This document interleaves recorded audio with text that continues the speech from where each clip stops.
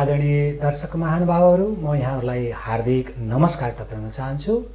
यस मिथिला नेपाल टेलिभिजनद्वारा सञ्चालित मिथिला महासङ्ग्राममा आज म विभिन्न व्यक्तित्वहरू मार्फत यहाँहरूसँग भेट गर्न आइरहेको छु र अब उक्त व्यक्तित्वहरूले के कुरा व्यक्त गर्नुहुन्छ पक्कै पनि यहाँहरूले सुन्नुहुनेछ।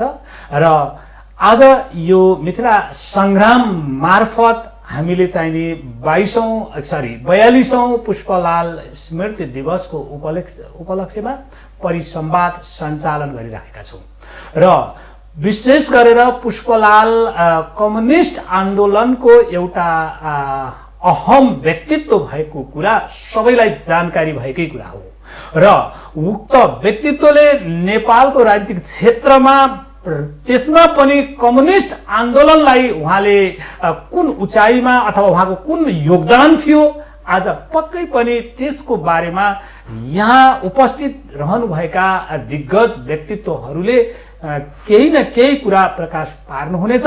यहाँहरूलाई कस्तो लाग्छ पक्कै पनि सुनिदिनु होला।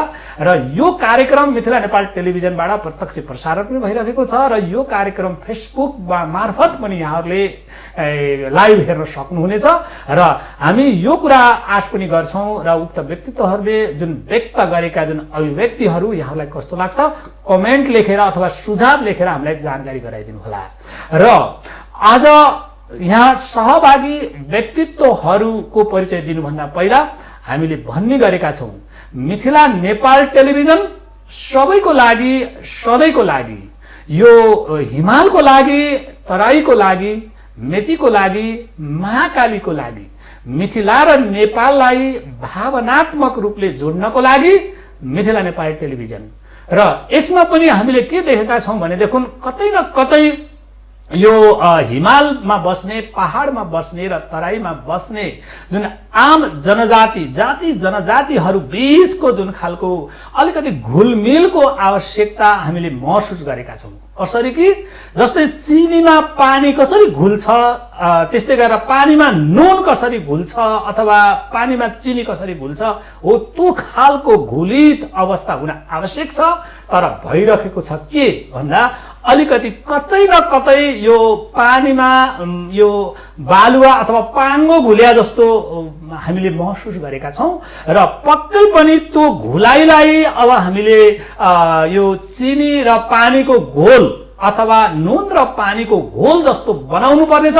त्यसको लागि मिथिला नेपाल टेलिभिजन सदैव यसमा प्रयत्नशील रहनेछ। हामी निरन्तर घुलाउनको लागि प्रयत्नशील रहनेछौँ र यसको लागि यहाँहरूको पनि साथ सहयोगको हामीले अपेक्षा गरेका छौँ। पक्कै पनि यहाँहरूले साथ सहयोग दिनु नै हुनेछ किनकि हाम्रो यो 123 जात र 125 भाषी बसोबास गर्ने मुलुक हो। यो मुलुकमा सबै जात जातिले सबैलाई समान रूपले सम्मानित भएको महसुस गर्न पाउनुपर्छ किनकि हिमालमा जन्मे पनि त नेपाली हो, पहाडमा जन्मे पनि त नेपाली हो, तराईमा जन्मे पनि त नेपाली हो, मेचीमा जन्मे पनि त नेपाली हो, महाकालीमा जन्मे पनि नेपाली हो, नेपालको जुनसुकै कुनामा जन्मे पनि त नेपाली हो। नेपाली हुनुमा गर्व गर्न पाउनुपर्छ, हेप्पिने होइन। र अब यो हाम्रो भावनालाई यहाँहरूले कसरी कदर गर्नुहुन्छ हामी अपेक्षा गरेका छौँ। र अब मैले आजको व्यक्तित्वहरूको म परिचय दिन जाँदैछु र आजको व्यक्तित्व हुनुहुन्छ मैले 1 नम्बरमा यसरी भनेको छु CP Gajurel. CP Gajurel communist आन्दोलनको मैले व्याख्या गर्न पर्ने व्यक्तित्व होइन। उहाँ देशभक्त गणतान्त्रिक मोर्चाको अध्यक्ष पनि हुनुहुन्छ र उहाँलाई मैले यस कार्यक्रम मार्फत हार्दिक स्वागत गर्न चाहन्छु सीपीजीलाई। धन्यवाद। अब त्यसरी नै म अर्को दोस्रो व्यक्तित्व हुनुहुन्छ एउटा कम्युनिस्ट आन्दोलनको जिउरो इतिहास पनि भन्ने गरिएको छ र उहाँको कम्युनिस्ट आन्दोलनलाई उहाँले निभाउनु भएको भूमिका, उहाँले के कस्तो भूमिका निभाउनु भयो उहाँको बारेमा तपाईहरू सबैलाई जानकारी भएकै कुरा हो। र उक्त व्यक्तित्व हुनुहुन्छ हाम्रो मोहन विक्रम सिंह। र मोहन विक्रम सिंह भनेको महामन्त्री नेपाल कम्युनिस्ट पार्टी मसाल। मैले उहाँलाई यस कार्यक्रम मार्फत हार्दिक स्वागत गर्दछु यहाँलाई। धन्यवाद। र त्यसरी नै अर्को व्यक्तित्व हुनुहुन्छ उहाँ चाहिँ नि पुष्पलाल स्मृति जुन प्रतिष्ठानको उपाध्यक्ष पनि हुनुहुन्छ र नेपालको एउटा चाहिँ नि कम्युनिस्ट भित्रको बौद्धिक व्यक्तित्वको रूपमा पनि उहाँ परिचित हुनुहुन्छ र उहाँ हुनुहुन्छ डाक्टर बेदुराम भुषाल र मैले उहाँलाई स्वागत गर्नुभन्दा पहिला अझै मैले उहाँको थोरै परिचय म के दिन चाहन्छु भने उहाँले विशेष गरेर राजनीतिमा पनि मार्क्सवादमा उहाँले के अरे विद्यावारिधि पनि गर्नुभएको छ र उहाँलाई मैले बेदुराम भुषालज्यूलाई मैले यस कार्यक्रम मार्फत हार्दिक स्वागत गर्न चाहन्छु। धन्यवाद। अब मैले हाम्रो अतिथि महानुभावहरूलाई आसन ग्रहण गराइसकेपछि आदरणीय दर्शक महानुभावहरू अब मैले क्रमशः उहाँहरूलाई यो परिसंवाद सञ्चालन गर्न गइराखेको छु र सबैलाई मेरो एउटै जिज्ञासा रहन्छ र उहाँहरूको भावना पार्टीगत रूपमा र व्यक्तिगत रूपमा कस्तो आउँछ यो उहाँहरूको कुरा हो।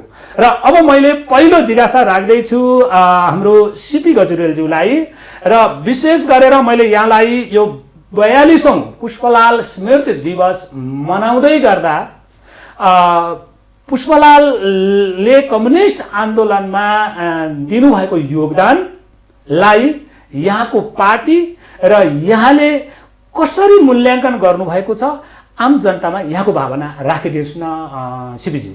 धन्यवाद। सबभन्दा पहिले त नेपालको कम्युनिस्ट आन्दोलनका एकजना संस्थापक नेता कमरेड पुष्पलाल श्रेष्ठको 42औं स्मृति दिवसको अवसरमा म पार्टीको तर्फबाट र देशभक्त जनगणतान्त्रिक मोर्चाको तर्फबाट हार्दिक श्रद्धाञ्जली अर्पण गर्न चाहन्छु। अब उहाँको विषयमा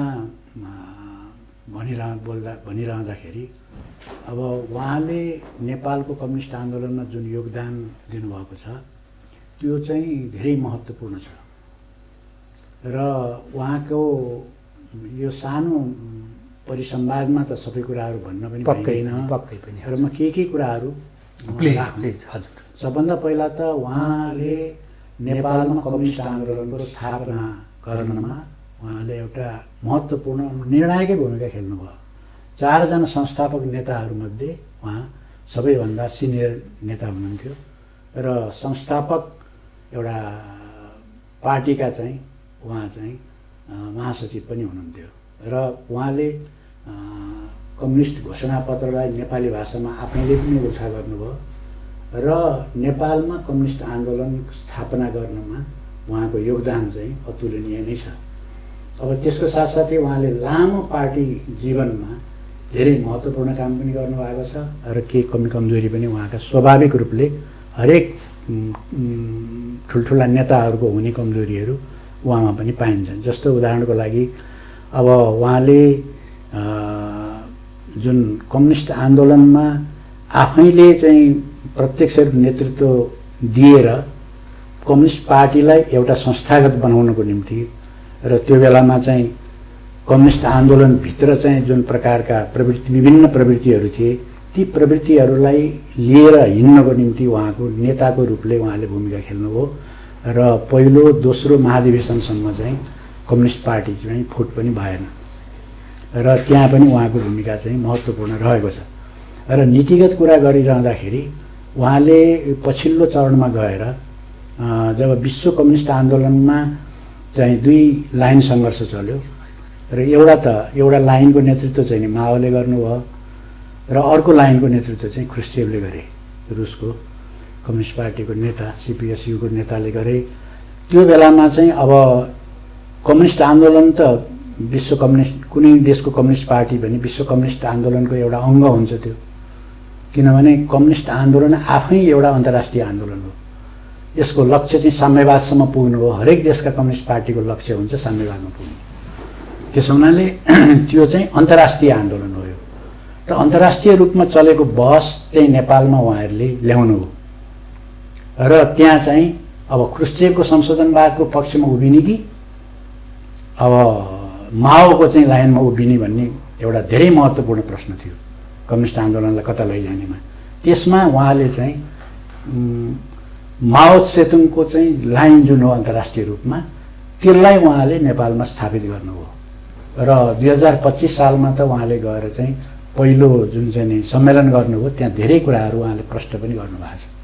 त्यो लाइनको विषयमा धेरै महत्त्वपूर्ण जुन बहस चलिरहेको थियो त्यसमा चाहिँ स्पष्टता ल्याउनमा उहाँको भूमिका रह्यो र त्यहाँ उहाँले माओ सेतुङ विचारधारा जोड्नुभयो, मार्क्सवाद लेनिनवाद र माओ सेतुङ विचारधारा पनि जोड्नुभयो र चाहिँ त्यहाँबाट माओको योगदानलाई स्थापित गर्ने कुराहरू पनि गर्नुभयो। नयाँ जनवादी व्यवस्थाको कुरा पनि उहाँले ल्याउनुभयो होइन। विश्व कम्युनिस्ट आन्दोलनमा उठेका विवादमा चाहिँ उहाँले स्पष्ट एउटा धारको प्रतिनिधित्व गर्नुभयो र कम्युनिस्ट आन्दोलनलाई मार्गदर्शन गर्ने काम उहाँले गर्नुभयो। र अब त्यस दौरानमा चाहिँ अब उहाँका कतिपय कमी कमजोरीहरू पनि एउटा लिडरको रूपमा उहाँले त्यसलाई कार्यान्वयन गरिरहँदाखेरि कमी कमजोरी सबैका हुन्छन् होइन। स्वाभाविक रूपले त्यो उहाँमा पनि केही कुराहरू देखिए र मान्छे न हो, मानिस हो। त्यसकारण चाहिँ जस्तो खास गरेर हामीले मूल्याङ्कन गर्ने गरेको चाहिँ 2018 सालमा चाहिँ जुन चाहिँ यो दरभङ्गा प्लेनम भयो, राजा महेन्द्रले 17 सालमा कु गरिसकेपछि त्यो दरभङ्गा प्लेनममा चाहिँ उहाँले जुन विषय उठाउनु भयो त्यही संसदको पुनर्स्थापनाको विषय उठाउनु हो।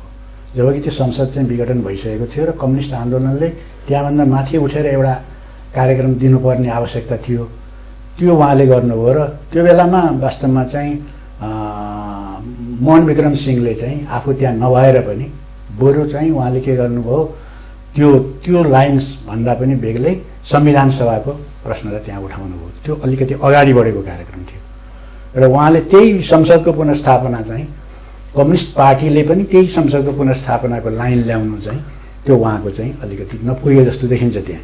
अब यसको साथसाथै उहाँले चाहिँ पञ्चायती व्यवस्थाको विरुद्ध संयुक्त जनआन्दोलनको एउटा कार्यक्रम ल्याउनुभयो, कन्सेप्ट उहाँले ल्याउनुभयो र पञ्चायती व्यवस्था चाहिँ नि समाप्त हुनुमा अहिले यहाँका पार्टीका धेरै पार्टीका नेताहरूले यही भन्नुहुन्छ कि त्यसको चाहिँ नि मुख्य सिद्धान्तकार चाहिँ पुष्पलालै हुनुहुन्थ्यो र त्यहाँ चाहिँ नेपाली कङ्ग्रेस र कम्युनिस्टहरू सबै मिलेर पञ्चायती व्यवस्थालाई खारेज गर्नुपर्छ भन्नेमा त्यहाँसम्म त उहाँको त्यो योगदान ठिकै छ। तर चाहिँ के अब यस पछाडि यही प्रश्न अन्त पनि जाने भएको हुनाले सकेसम्म हजुर मैले सके पनि त्यस हुनाले उहाँले चाहिँ अब त्यो पञ्चायती व्यवस्थालाई अन्त्य गर्नेसम्म त ठिकै थियो, तर नेपालमा राजतन्त्रको अन्त्य गर्न, नेपालमा नयाँ जनवादी व्यवस्था स्थापना गर्ने चाहिँ जुन एउटा त्यसको ठोस योजना चाहिँ उहाँले प्रस्तुत गर्न सक्नु भएन। संयुक्त जनआन्दोलनका त प्रणेतै बन्नुभयो उहाँ, तर चाहिँ नयाँ जनवादी क्रान्तिलाई लागू गर्नुको निम्ति ठोस योजनामा उहाँ त्यहाँ अलिक कमी भयो जस्तो महसुस भयो। अहिले म यति नै राख्छु। अब मैले यही प्रश्न जुन हामीले यो पुष्पलाल जुन 42औं पुष्पलाल स्मृति दिवस मनाउँदै गर्दाखेरिमा अब एउटा सिनियर असाध्य अनुभवी नेतृत्व हुनुहुन्छ मोहन विक्रम सिंहज्यू र यहाँले यसको बारेमा जुन उहाँका योगदान र को बारेमा यहाँको पार्टी र यहाँले कसरी मूल्याङ्कन गर्नु भएको छ यहाँको भनाइ राखिदिनुहोस् न, सकेसम्म अलिकति धेरै समयलाई पनि याद गरिदिनु मैले अनुरोध गरेँ। हजुर कमरेड्स, यो उसमा जो आज कमरेड पुष्पलालको जन्मजयन्तीको अवसरमा सर्वप्रथम मैले उहाँप्रति सम्मान र श्रद्धाञ्जली प्रकट गर्न चाहन्छु।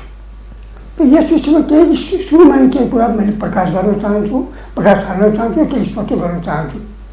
मलाई कमरेड भन्ने नभन्ने विषयमा हाम्रो पार्टीमा विवाद थियो। हजुर, जस्तो उदाहरणको लागि हाम्रो पार्टी जसमा मैले पछि स्पष्ट गर्नेछु, हामीले उहाँलाई एउटा गद्दार भनेका थियौँ। कमरेड निर्मल लामाले गद्दार भनेको हुनाले उहाँको हामीले आलोचना गरेका थियौँ र पछि हामीले त्यो गद्दार भन्ने जो मेरो पहिलेको पार्टीको सोचाइ हो त्यसको हामीले फिर्ता लियौँ। त्यसकारण उहाँले एउटा गद्दार भन्न मिल्छ भन्ने हाम्रो सोचाइ हो। त्यो बाहेक यो प्रश्न अलिकति नेपालको कम्युनिस्टमा बढी विवाद हुने गरेको छ। हामीले गद्दार किन भन्यौँ र फेरि किन फिर्ता लियौँ। हजुर हजुर, यसमा के छ भने 2006 पहिले नेपाल कम्युनिस्ट पार्टीको नेपाली काङ्ग्रेस पार्टीको विश्लेषण के थियो भने यो राष्ट्रिय पुँजित वर्गको पार्टी हो, त्यसकारण त्यो जनतारी शक्ति हो, त्यसकारण त्यो मित्र शक्ति हो भन्ने विश्लेषण थियो। 2026 सालमा हामी बाग्राकोट जेलमा थियौँ। यहाँ म थिएँ, कामरेड निर्मला हुनुहुन्थ्यो, कमल कोइरालाहरू, भक्तबहादुर, हामी धेरैजना 15-16जना साथी थियौँ। 1 महिनासम्म हाम्रो बैठक भयो, एक प्रकारको भेला जस्तै भयो। त्यसले त्यो निर्णयलाई गलत ठहरायो। हामीले के निर्णय गऱ्यौँ भने नेपाली काङ्ग्रेस राजा जति सामन्त पुँजीपति सामन्त दया पुँजी र नौसा पुँजीको पार्टी हो भनिरहेको तर पुष्पराजको सोचा पछिसम्म भने पार्टीको पुरानो धारणा उहाँले अभाइरहेको हो। नेपाली काङ्ग्रेसलाई एउटा जनता शक्ति राष्ट्रिय पार्टी मित्र शक्ति भने तर हामीले के सोच्यौँ भने एउटा दुश्मन शक्तिलाई मित्र शक्ति भन्ने व्यक्ति गद्दार हुन्छ भने हामीले त्यस आधारमा उहाँले गद्दार भन्यो, गद्दार पुष्पराज भने पोस्टर लेख्यौँ। तर यसमा फेरि मैले स्पष्ट गर्न चाहन्छु धेरै पछि उहाँको निधनपछि हामीले फेरि पार्टीको एउटा सम्मेलन भयो। त्यो सम्मेलन के लिएर गयो भने पुष्पराजसँग हाम्रो कतिपय मतभेदहरू थियो, पहिले पनि फेरि पछि पनि गयो। त्यो जस्तै नेपाली काङ्ग्रेसको विश्लेषणमा उहाँको राष्ट्रिय पुँजीवर्ग ठानी, मित्र शक्ति ठानी, हामीले दुश्मन शक्ति ठान्यौँ, यसमा हाम्रो मतभेद भयो। त्यसै अन्तर्राष्ट्रिय कम्युनिस्ट आन्दोलनमा जस्तो उहाँले कयौँ कामहरू गर्नु हो, जस्तै पार्टीको स्थापना गर्नु हो, न्याय जनतालाई स्थापना गर्ने प्रयत्न गर्नु हो। तर त्यस बेला रुस र चीनको बिचमा जो मतभेद चलेको थियो त्यसमा सिडिएमसँग पनि उहाँको प्रभावित हुनुभयो। त्यसमा एक प्रकारको मध्यकालीन दुश्मन अब त्यसलाई पनि हामीले गलत मान्यौँ। ठिक यसरी हामीले पार्टीको जन्मदिवसको विषयमा उहाँ केही मतभेद भयो। हामीले एउटा चाहिँ 22 अप्रेलमा पार्टीको जन्मदिन भएको मान्यौँ त उहाँले 15 सेप्टेम्बर भनेर पछिसम्म त्यो अडानमा लिइरहेको भयो। यस्ता हाम्रो कतिपय मतभेद उहाँको विषयमा भयो नि त्यसले हामीले समग्रमा के भन्यो भने उहाँको सोचाइ कहाँ स्पष्ट रह्यो। त त्यो भए तापनि एउटा कम्युनिस्ट पार्टीको स्थापनामा उहाँको महत्त्वपूर्ण ध्यान रह्यो। दोस्रो कुरा उहाँले नेपालको पञ्चायती व्यवस्थाका विरुद्ध निरन्तर सङ्घर्ष गरिरहेको हो, राजतन्त्रका विरुद्ध लगातार सङ्घर्ष गर्नु हो। उहाँको यस प्रकार भूमिका हो। त्यस्तो अवस्थामा गद्दार भन्नु गलत भएको छ र सुधार्नुपर्छ भनेर पार्टीले निर्णय गर्यो र त्यो विश्लेषणलाई हामीले एउटा सच्याइ पनि र त्यहाँ यस सन्दर्भमा मैले एउटा उल्लेख गर्न चाहन्छु। धेरै मानिसहरूले कि एउटा मसाले हामीले त्यो उहाँलाई गद्दार भनेकोमा धेरैले हामीलाई अनुसरण गरिरहेका छन्। त मैले के उल्लेख गर्न चाहन्छु त्यस बेला जो नेकपा जस्तो कोर्सेबाट जो पछि माले भनेको थियो कोर्सको कालमा उहाँको एउटा मुखपत्र निस्किन्थ्यो बल्ल सङ्घर्ष भन्ने। त्यो हामीले त एउटा किताबको शीर्षक राखेका थियौँ गद्दार पुष्पलाई, पछि त्यसलाई पनि बदल्यौँ। त्यो किताबको शीर्षक हामीले क्रान्ति वा भ्रान्ति राख्यौँ। त्यो वर्षसम्म हामीले सघौँपल्ट उहाँलाई गद्दार भनिएको छ, मलाई भनेको छ, मनमोहन गद्दार भनेको छ, मलाई भनेको छ। त त्यस विषयमा मलाई अहिलेसम्म अहिले कहिले आत्मलोचना गरेको पनि थाहा छैन र त्यही पनि तर त्यो विषय कसैले उठाउन र हामीले गद्दार भन्यौँ त्यो सचन त्यो विषयमा बारम्बार जोडिने गर्छ। हामीले यो त्यो गद्दार भन्ने एउटा शब्दावली सच्याइको एक दशकपछि त्यो बारम्बार जोडिने गर्छ। त्यसमा त्यो विषयमा पनि हामी स्पष्ट गर्न चाहन्छौँ। समग्र रूपमा नेपालको कम्युनिस्ट आन्दोलनमा संयुक्त आन्दोलनको सन्दर्भमा पनि उहाँको यसो मैले स्पष्ट गर्न चाहन्छु। हामीले नेपाली काङ्ग्रेसलाई राजा सरह एउटै वर्ग भन्ने हामीले विश्लेषण गऱ्यौँ। त्यो चाहिँ यहाँबाट धेरै वामपन्थी मार्क्सवादी विशेष 26 सालमा भदौ जेलमा हामीले जो विश्लेषण गरेको थियो त्यो धेरै त्यसलाई अस्वीकार गरे। कहाँ यो पुष्पराज धारकाहरूले त्यसलाई स्वीकार गरेनन्, सोभि संसदलाई धारकाले स्वीकार गरेनन्, मार्क्सवादी लेनिन धारका सबैले त्यो विश्लेषण पछि एउटा स्वीकार गर्दै गए। त्यो अर्को चाहिँ हामी के थियो दुईवटाको वर्ग आधार एउटै भएको हुनाले काङ्ग्रेसले राखेको त्यो दुवै दुख्न सक्दैनौँ, बराबर दुख्न सक्दैनौँ भने हामी सुरुमा त्यो गयौँ। तर हाम्रो एउटा पार्टीको प्रभाव के रहेको छ भने कुनै पनि विचार एकवटा विचार प्रयोग गऱ्यौँ पछि त्यहाँ गल्ती महसुस गरेर हामीले सच्याउने गर्छौँ। जो गद्दार भन्यौँ त्यसलाई हामीले सच्यायौँ। त्यसपछि हामीले के विश्लेषण गर्यौँ भने राजा र काङ्ग्रेसको वर्ग आधार एउटै भए तापनि त्यो राजा एउटा सत्तामा छ र उसले तानाशाही व्यवस्था काम गरेको छ। त्यसको तुलनामा नेपाली काङ्ग्रेस प्रजातान्त्रिक प्रणालीमा सङ्घर्ष गरिरहेका छ, निको तानाशाही व्यवस्था विरुद्ध सङ्घर्ष गरिरहेका छ। त्यस कारण यी दुवैलाई समान कक्षामा राख्नु हुँदैन र त्यस कारण राजा मुख्य दुश्मन हो, नेपाली काङ्ग्रेस चाहिँ त्यस अनुसार छैन होइन, त्यस अनुसार राख्नु हुनु भएर अनि हामीले नेपाली काङ्ग्रेससँग पनि एकताहरू गऱ्यौँ, कार्यकर्ता एकताहरू गर्ने यस्तो सोचा गऱ्यौँ। त्यस अनुसार 46 सालमा उसँग कार्यकर्ता एकता गऱ्यौँ, अर्को 62 सालमा उसँग कार्यकर्ता एकता गऱ्यौँ। यसैसँग पुस्तकको धारणा थियो। पुस्तकसँग हाम्रो मध्ये नेपाली काङ्ग्रेससँग कार्यकर्ता एकता गर्ने सहकारी गरेर नगर्ने प्रश्न होइन, मुख्य नेपाली काङ्ग्रेसको विश्लेषण यो प्रश्न हो। त्यसमा नै हाम्रो मतभेद थियो। यसरी हामीले यसमा कहिले मतभेद भयो। त्यही पनि समग्रमा हामीले के भन्न चाहन्छौँ भने यसरी पुष्पराज सम्बन्धी हामीहरूको मतभेदहरूको एउटा लामो पृष्ठभूमि छ। अब अन्तिममा त्यसमा एउटा कुरा भनिहाल्यौँ, हाम्रो जो पछि तेस्रो महाधिवेशनबाट पार्टी छरिएको थियो त्यस बेलामा हामीले सबै छरिएका पार्टीहरूलाई संसदीय धारमा गएका अब सारा महाविचारमा सबै एकजुट गर्ने हामीले प्रयत्न गरेका थियौँ। त्यसको लागि हामीले पुष्पलाललाई पनि हामीले स्वयं मिलेर जानुपर्छ भनेर हामी धेरै कोसिस गऱ्यौँ। त्यसको लागि सम्बराम हामीले उहाँ चाहिँ फर्मेसगञ्जमा भेट्न जानुभयो। पछि मनमोहनलाई हामीले फेरि बनास पठायौँ, त्यहाँ हामीले भेट्न पठायौँ। तर उहाँको जोड केमा रह्यो भने उहाँले त्यस्तो सम्मेलन गोरखपुरमा जो उहाँको नेतृत्व जो समिति बन्यो सबै त्यसमा सामेल हुनुपर्छ। तर त्योभन्दा धेरै एकताको पार्टी एकता कुनै अर्थ छ भनेपछि हामीसँग उहाँसँग एकता हुन सकेन। तर यही त्यसबाट त्यो एकता हुन सक्यो भए नेपालको कम्युनिस्टको इतिहासमा धेरै महत्त्वपूर्ण छ। त्यसमा फेरि हामी आउँछौँ पछि। त्यस्तो इतिहास बेलै हुन्थ्यो भन्दै मैले आफ्नो अहिलेको प्रसङ्गलाई प्रारम्भिक प्रसङ्गलाई यही सिद्धाउँछु। धन्यवाद यहाँलाई। अब म डाक्टर बेदुराम भुषालज्यू समक्ष आएको छु र मैले डाक्टर बेदुराम भुषालज्यू भनेको अहिले पुष्पलाल स्मृति प्रतिष्ठानको उहाँ उपाध्यक्ष पनि हुनुहुन्छ र मार्क्सवादी राजनीतिमा उहाँले पिएचडी पनि गर्नुभएको छ। अब मलाई उहाँको म उहाँसँग के जिज्ञासा राख्छु भने विशेष त यही प्रश्न जुन एउटा पुष्पलाल स्मृति प्रतिष्ठानको उपाध्यक्ष भइरहेको बेलामा विगतमा कमरेड पुष्पलाल श्रेष्ठले गरेको योगदानलाई यहाँ र यहाँको पार्टीले कसरी मूल्याङ्कन गरेको छ, यहाँको भावना पनि राखिदिनुहोस् न। धन्यवाद। आज कमरेड पुष्पलालको 42औं स्मृति दिवसको सन्दर्भमा यो परिसंवादको जुन कार्यक्रम यो मिथिला नेपाल टेलिभिजनले राख्यो त्यसका निम्ति सर्वप्रथम धन्यवाद दिन चाहन्छु र यो अवसरमा कमरेड पुष्पलालप्रति हार्दिक श्रद्धा सुमन अर्पण गर्दै सम्मान व्यक्त गर्दै यहाँले राख्नुभएको प्रश्नमा प्रवेश गर्न चाहन्छु। हजुर हजुर। पुष्पलाल कमरेडको योगदानका धेरै आयामहरू छन्। हामीले चाहिँ अलि विस्तारमै छलफल गर्नुपर्ने हुन्छ भन्ने मलाई लाग्छ। संक्षिप्तमा भन्दाखेरि सबभन्दा पहिलो कुरा त उहाँले नेपालमा मार्क्सवादको व्याख्याको प्रारम्भ गर्नुभयो। यसको अगुवाई उहाँले गर्नुभयो।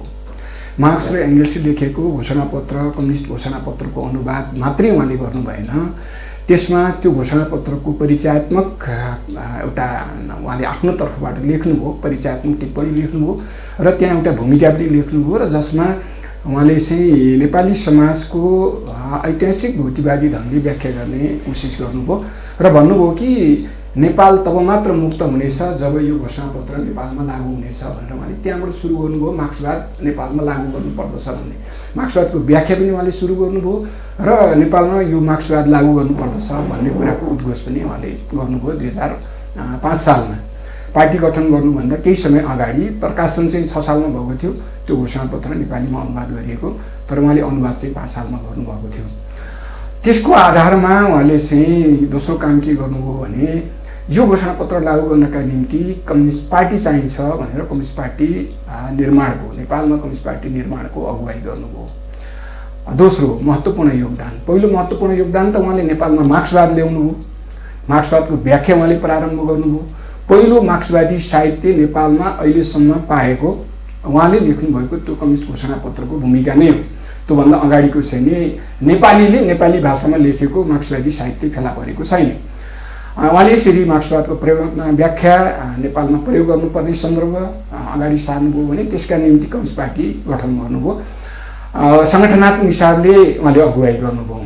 तेस्रो भनेको चाहिँ उहाँले मार्क्सवादी दर्शनबाट निर्देशित आन्दोलनको सङ्घर्षको पनि अगुवाई गर्नुभयो। यद्यपि कम्युनिस्ट पार्टीमा लाग्नुभन्दा अगाडि नै राणा शासन विरोधी आन्दोलनमा पक्राउ सङ्घर्षमा उत्रिनु भएको छ काठमाडौँमा र त्यहाँ पक्राउ खानुभएको छ, पिटाइ खानुभएको छ, अनेक सन्दर्भहरू छन्। त्यसको साथसाथै उहाँले चाहिँ त्योभन्दा पनि उचाइको काम के गर्नुभयो भने यो मार्क्सवादबाट निर्देशित आन्दोलनको अगुवाई उहाँले चाहिँ गर्नुभयो। तेस्रो कुरा। चौथो कुरा उहाँले के गर्नुभयो भने नेपाली समाजको ऐतिहासिक भौतिकवादी विश्लेषण, नेपाली समाजको चरित्र के हो भन्ने कुराको विश्लेषण उहाँले नै गर्नुभयो र भन्नुभयो कि नेपाली समाज अर्धसामन्ती र अर्ध औपनिवेशिक अवस्थामा छ भन्ने कुराको उहाँले नै सर्वप्रथम विश्लेषण गर्नुभएको हो, जसलाई हामीले चाहिँ उहाँलाई गद्दार भनिरहँदा पनि अँगालेर हिँड्यौँ। अहिले मोहनविक्रम कमले ठिकै भन्नुभयो कि सबभन्दा धेरै गद्दार भन्ने चाहिँ झापा आन्दोलनकै धारले गरेको थियो। त्यति बेला पनि यो नेपाली समाज अर्धसामन्ती र अर्ध औपनिवेशिक हो भन्ने उहाँकै विश्लेषण बोकेर हिँडेको पाइन्छ। उहाँले त्यति मात्रै गर्नु भएन, नेपाली समाजको चरित्र चित्रण गरिसकेपछि उहाँले नेपाली क्रान्तिको चरित्रको पनि विश्लेषण गर्नुभयो र यो नेपाली क्रान्ति भनेको चाहिँ साम्राज्यवाद र सामन्तवाद र साम्राज्यवाद विरोधी हुनेछ र यसका लक्ष्य उद्देश्य पनि उहाँले निर्धारण गर्नुभयो र ती लक्ष्य उद्देश्य भनेको चाहिँ सामन्तवाद र दलाल नोकरशाही पुँजीवाद तथा साम्राज्यवादका शोषण दमन र उत्पीडनलाई मुलुकबाट समाप्त पार्ने र मुलुकलाई एउटा चाहिँ स्वतन्त्र आत्मनिर्भर अर्थतन्त्र भएको जनवादी गणतन्त्रको रूपमा स्थापित गर्ने भन्ने यो चाहिँ नेपाली क्रान्तिको लक्ष्यको निर्धारण पनि उहाँले नै गर्नुभयो। त्यसको साथसाथै यो क्रान्तिका शत्रु पक्षहरू को हुन्, मित्र पक्षहरू को हुन् भन्ने कुराको विश्लेषण पनि सबभन्दा पहिले उहाँले नै गर्नुभयो। त्यसमा अगुवाई उहाँले गर्नुभयो। यो क्रान्तिका रणनीतिक पक्षहरू के हुन्, यसका कार्यनीतिक पक्षहरू के हुन् भन्ने कुराको विश्लेषण पनि उहाँले नै गर्नुभयो। त्यसले यो हिसाबले पनि उहाँले योगदान गर्नुभएको छ। उहाँले त्यति मात्रै गर्नुभएको छैन, उहाँले नेपाली समाजको उत्पत्ति र विकासका सन्दर्भमा यो मार्क्सवादको जुन चाहिँ एउटा महत्त्वपूर्ण पक्ष छ ऐतिहासिक भौतिकवाद भन्ने, त्यो ऐतिहासिक भौतिकवादी कोडबाट नेपाली समाजको इतिहास लेखनको थालनी पनि उहाँले गर्नुभयो। त्यस क्रममा उहाँले चाहिँ नेपालमा मातृसत्तात्मक सत्ता भन्ने एउटा चाहिँ लेख लेख्नु भएको छ, राम्रो लेख छ त्यो। त्यसको साथसाथै उहाँले चाहिँ नेपालमा राजतन्त्रको उदय, विकास र यसको अन्त्य भन्ने पनि उहाँको किताब छ। त्यसै गरिकन उहाँले चाहिँ नेपाली जनआन्दोलनको समीक्षा भन्ने लेख्नुभएको छ। यो नेपालको इतिहासलाई ऐतिहासिक भौतिकवादी कोणबाट लेख्ने क्रममा उहाँले चाहिँ त्यो गर्नुभएको थियो। सँगसँगै उहाँले चाहिँ एउटा नेपाली इतिहासको ऐतिहासिक सर्वेक्षणको आवश्यकता भन्ने पनि लेख लेख्नु भएको छ, जसमा नेपालको इतिहासलाई उहाँले चाहिँ नयाँ ढङ्गले लेख्न खोजेको चाहिँ उहाँको दृष्टिकोण प्रस्तुत गर्नुभएको छ। त्यस क्रममा उहाँले चाहिँ थुप्रै किताबहरूबाट नोटहरू पनि गर्नुभएको थियो, जुन चाहिँ हिस्ट्रिकल नोट्स भनेर अङ्ग्रेजीमा नै नोट गर्नुभएको थियो उहाँले। त्यो चाहिँ पुष्पलाल स्मृति प्रतिष्ठानले प्रकाशित गरेको छ। यस्ता थुप्रै सामग्रीहरू छन् जसले नेपाली समाजलाई नयाँ ढङ्गले विश्लेषण गर्न खोजेको, नेपालको चाहिँ ऐतिहासिक भौतिकवादी ढङ्गबाट नेपालको इतिहासको लेखन गर्न खोजेको त्यो प्रयास गरेको पनि देखिन्छ। यस हिसाबले पनि उहाँले चाहिँ त्यो क्षेत्रमा अगुवाई गर्नुभएको देखिन्छ। त्यसको साथसाथै नेपाली क्रान्तिको कार्यक्रमको सन्दर्भमा यद्यपि हाम्रा विश्लेषणहरूमा मतभेदहरू छन्, तर म चाहिँ के देख्छु भने उहाँले सुरुमा 2008 सालमा प्रस्तुत भएको नयाँ जनवादका निम्ति नेपाली जनताको बाटो भन्ने जुन दस्तावेज छ, त्यो दस्तावेज नै एकदमै प्रष्ट छ। नेपाली क्रान्तिलाई कता लानुपर्दछ भन्ने कुरा प्रष्ट छ। त्यसको साथसाथै 2025 सालमा उहाँको नेतृत्वमा आयोजना गरिएको नेपाल कम्युनिस्ट पार्टीको तेस्रो सम्मेलनले जुन नयाँ जनवादी कार्यक्रम भनेर पारित गरेको छ, त्यो कार्यक्रम जतिको स्पष्ट छ अरू कार्यक्रम त मैले चाहिँ देख्दिनँ। अब आफ्ना आफ्ना नजर हुन सक्छन्, मैले चाहिँ देख्दिनँ। जहाँसम्म सङ्घर्षको स्वरूपको कुरा छ त्यसमा पनि म चाहिँ के देख्छु भने 2029 सालमा उहाँले नै प्रस्तुत गर्नुभएको चौथो सम्मेलन, नेकपाको चौथो सम्मेलनमा उहाँले प्रस्तुत गर्नुभएको एउटा दस्तावेज छ नेपाल कम्युनिस्ट पार्टी र यसको कार्यपद्धति भन्ने। त्यसमा र त्यति बेला उहाँले जुन प्रतिवेदन प्रस्तुत गर्नुभएको थियो, त्यो प्रतिवेदन चौथो सम्मेलनमा प्रस्तुत गरेको प्रतिवेदनमा सङ्घर्षको रूप के हो भन्ने बारेमा चाहिँ उहाँले धेरै प्रष्ट रूपमा भन्नुभएको छ। उहाँले दीर्घकालीन सशस्त्र सङ्घर्ष बेगर नेपाली क्रान्ति सम्पन्न हुन सक्दैन, तर त्यो दीर्घकालीन सशस्त्र सङ्घर्षका निम्ति व्यापक रूपमा जनतालाई गोलबन्धन गरेर मात्रै अगाडि बढ्न सकिन्छ। जनतालाई व्यापक रूपमा गोलबन्धन नगरिकन गरिने सशस्त्र सङ्घर्ष त्यो असफलता बाहेक केही पनि हुँदैन भनेर भन्नुभयो। झापा सङ्घर्षको बेलामा उहाँले त्यहाँ झापाली युवाहरूको उत्साहलाई म सम्मान गर्छु, तर यो चाहिँ फेरि सफल हुन सक्दैन, किनभने व्यापक रूपमा जनतालाई गोलबन्धन नगरिकन गरिएको सङ्घर्ष असफल नै हुन्छ भन्ने दृष्टिकोण उहाँले प्रस्तुत गर्नुभएको छ। यसरी के देखिन्छ भने उहाँले चाहिँ मार्क्सवादको सुरुवात गर्नेदेखि यो मुलुकलाई यो मार्क्सवादको नेतृत्वमा कता लानु पर्दछ भन्ने कुरामा चाहिँ बडो स्पष्ट दृष्टिकोणका साथ अगाडि बढेको देखिन्छ। एउटा पाटो यो छ, यो कम्युनिस्ट आन्दोलनको पाटोको हिसाबले भने त्यत्तिकै उहाँ चाहिँ दृढताका पूर्वक नेपाली राष्ट्रियताको पक्षमा निरन्तर लडिरहनु भयो, जीवनभर लडिरहनु भयो र नेपाली जनताका अधिकारका निम्ति, जनअधिकारका निम्ति उहाँ त्यत्तिकै दृढताका साथ लड्नुभयो। र उहाँले चाहिँ के भन्नुभयो भने पञ्चायती व्यवस्था, राजाले पञ्चायती व्यवस्था लादिसकेपछि जुन विषय उहाँले उठाउनु भएको थियो कि यो पञ्चायतलाई फाल्नका निम्ति यो पञ्चायत विरोधी सम्पूर्ण शक्तिलाई गोलबन्धन नगरिकन सम्भव छैन, उहाँको दृष्टिकोण त्यो थियो। तर हामीले विश्लेषण कतिपय बेला के गर्यौँ भन्दाखेरि चाहिँ यो काङ्ग्रेससँग मात्रै मिल्ने कुरा हो भनेर चाहिँ नि भन्यो। तर उहाँले चाहिँ बिपीले जति बेला राजासँग चाहिँ नि मेरो मेलमिलाप गर्छु, घाँटी जोडिएको छ भनेर आइसकेपछि पनि पुष्पलालले फेरि पनि त्यही भनिरहनु भयो कि यसरी चाहिँ काङ्ग्रेसहरू जसरी गए, बिपीहरू जसरी गए त्यसरी सम्भव छैन, फेरि पनि पञ्चायत विरोधी शक्तिलाई एक ठाउँमा ल्याएर मात्रै पञ्चायतलाई फाल्न सकिन्छ भन्ने अडान चाहिँ नि उहाँले जुन राखेर आउनुभएको छ त्यही कुरा पछि साबित भएको छ। यसभन्दा अगाडि पनि कमरेडले चर्चा गरिसक्नु भएको छ। त्यही नीतिबाट हामीले पञ्चायतलाई फाल्यौँ, त्यही नीतिबाट हामीले चाहिँ राजतन्त्र पनि फाल्यौँ। अब पक्कै पनि अब लगभग अब एउटै बसाइमा नै यो सबै कुराहरू छर्लङ्गै त हुँदैन, सकिँदैन पनि। अब मैले एउटा पुष्पलाल स्मृति दिवस मनाउँदै गर्दाखेरिमा 42औं पुष्पलाल स्मृति दिवस मनाउँदै गर्दाखेरिमा म फेरि हाम्रो सिपी गजरेलज्यूसम्म आएँ र यो कम्युनिस्ट आज पनि मैले यहाँ तीनवटा पार्टीको नाम लिन चाहेर नचाहेर परेकै छ। यो मैले भन्नुको अर्थ आम नेपाली जनताको भावना हो यो। र एउटा हामीले पुष्पलाललाई एउटा महानायक मान्छौँ कम्युनिस्ट आन्दोलनको भनेपछि उहाँको सम्मानमा सबै एक ठाउँमा बस्न नसक्ने कारणहरू किन आइरहेछन्, अलि छोटोमा यहाँले सकेसम्म 1 मिनटमा नै राखिदिए पनि हुन्थ्यो भन्ने मैले यहाँसँग जिज्ञासा राखेँ। अब यो कम्युनिस्ट आन्दोलनको इतिहासतिर हामी जानुपर्ने हुन्छ होइन। हजुर। अब 2019 सालमा चाहिँ तेस्रो जुन महाधिवेशन भयो त्यहीँबाट चाहिँ फुटको बिजारोपण भयो। एउटा त आन्तरिक चाहिँ पार्टीको वर्ग सङ्घर्षको नीति के हुन्छ, क्रान्तिको नीति के हुन्छ भन्नेमा विवाद भयो। अर्को विश्व कम्युनिस्ट आन्दोलनमा चाहिँ क्रुश्चेभको धार र माओको धारको बिचको चाहिँ त्यसले पनि यहाँ प्रभाव पार्यो र तेस्रो खास गरेर तेस्रो महाधिवेशनपछि कम्युनिस्ट आन्दोलनमा फुटको प्रक्रिया तीव्र भयो र त्यसपछि कमसेकम एउटा वातावरण चाहिँ त्यहाँ बनेको थियो कि माओ सेतुङ विचारधारा मान्ने चाहिँ कम्युनिस्टहरू चाहिँ एकै ठाउँमा आएर एउटै कम्युनिस्ट पार्टी बनाउँदाखेरि हुने सम्भावना चाहिँ देखिन्थ्यो अहिले मूल्याङ्कन गर्दाखेरि। तर त्यो चाहिँ सम्भव भएन होइन। पुष्पलालले तेस्रो सम्मेलन गर्नुभयो र अघि मोहनजीले भनिहाल्नुभयो उहाँसँग प्रयास गर्दा त्यसको लाइनलाई मानेर आउनेहरूसँग ठिकै छ एकता गर्ने, होइन भनेदेखि त के एकता हुन्छ भन्ने चाहिँ त्यस्तो गर्नु हुँदैन थियो कि। र त्यो एउटा अवसर अहिले त त्यो अवस्था छैन होला नि कि अहिले पनि त्यही अवस्था हो र? त्यो त्यहाँबाट मैले इतिहासको कुरा गरेँ। हजुर। अब अहिले त यहाँ हाम्रो बिचमा चाहिँ धेरै अन्तरहरू भइसकेका छन्। हजुर। हामीले त्यतिखेर एउटा अवसर थियो जो कि माओ विचारधारा मान्नेहरूलाई एउटै पार्टीमा सङ्गठित गरेर एकताबद्ध रूपले चाहिँ एउटै पार्टी लैजान पाएको भए कम्युनिस्ट आन्दोलनको अर्कै स्वरूप हुन सक्थ्यो। तर यहाँ त त्यसपछि पनि कम्युनिस्ट आन्दोलनमा माओ विचारधारा मान्नेहरू पनि विभिन्न पार्टीमा सङ्गठित हुँदै हुँदै गएर अब त्यसपछि त ती पार्टीहरू आफ्ना लाइन चेन्ज गर्दा गर्दै कहाँ पुगे। अब अहिलेलाई त्यो सम्हालेर चाहिँ यहाँ अब उहाँहरूले एउटा प्रयास गर्नुभयो नि त।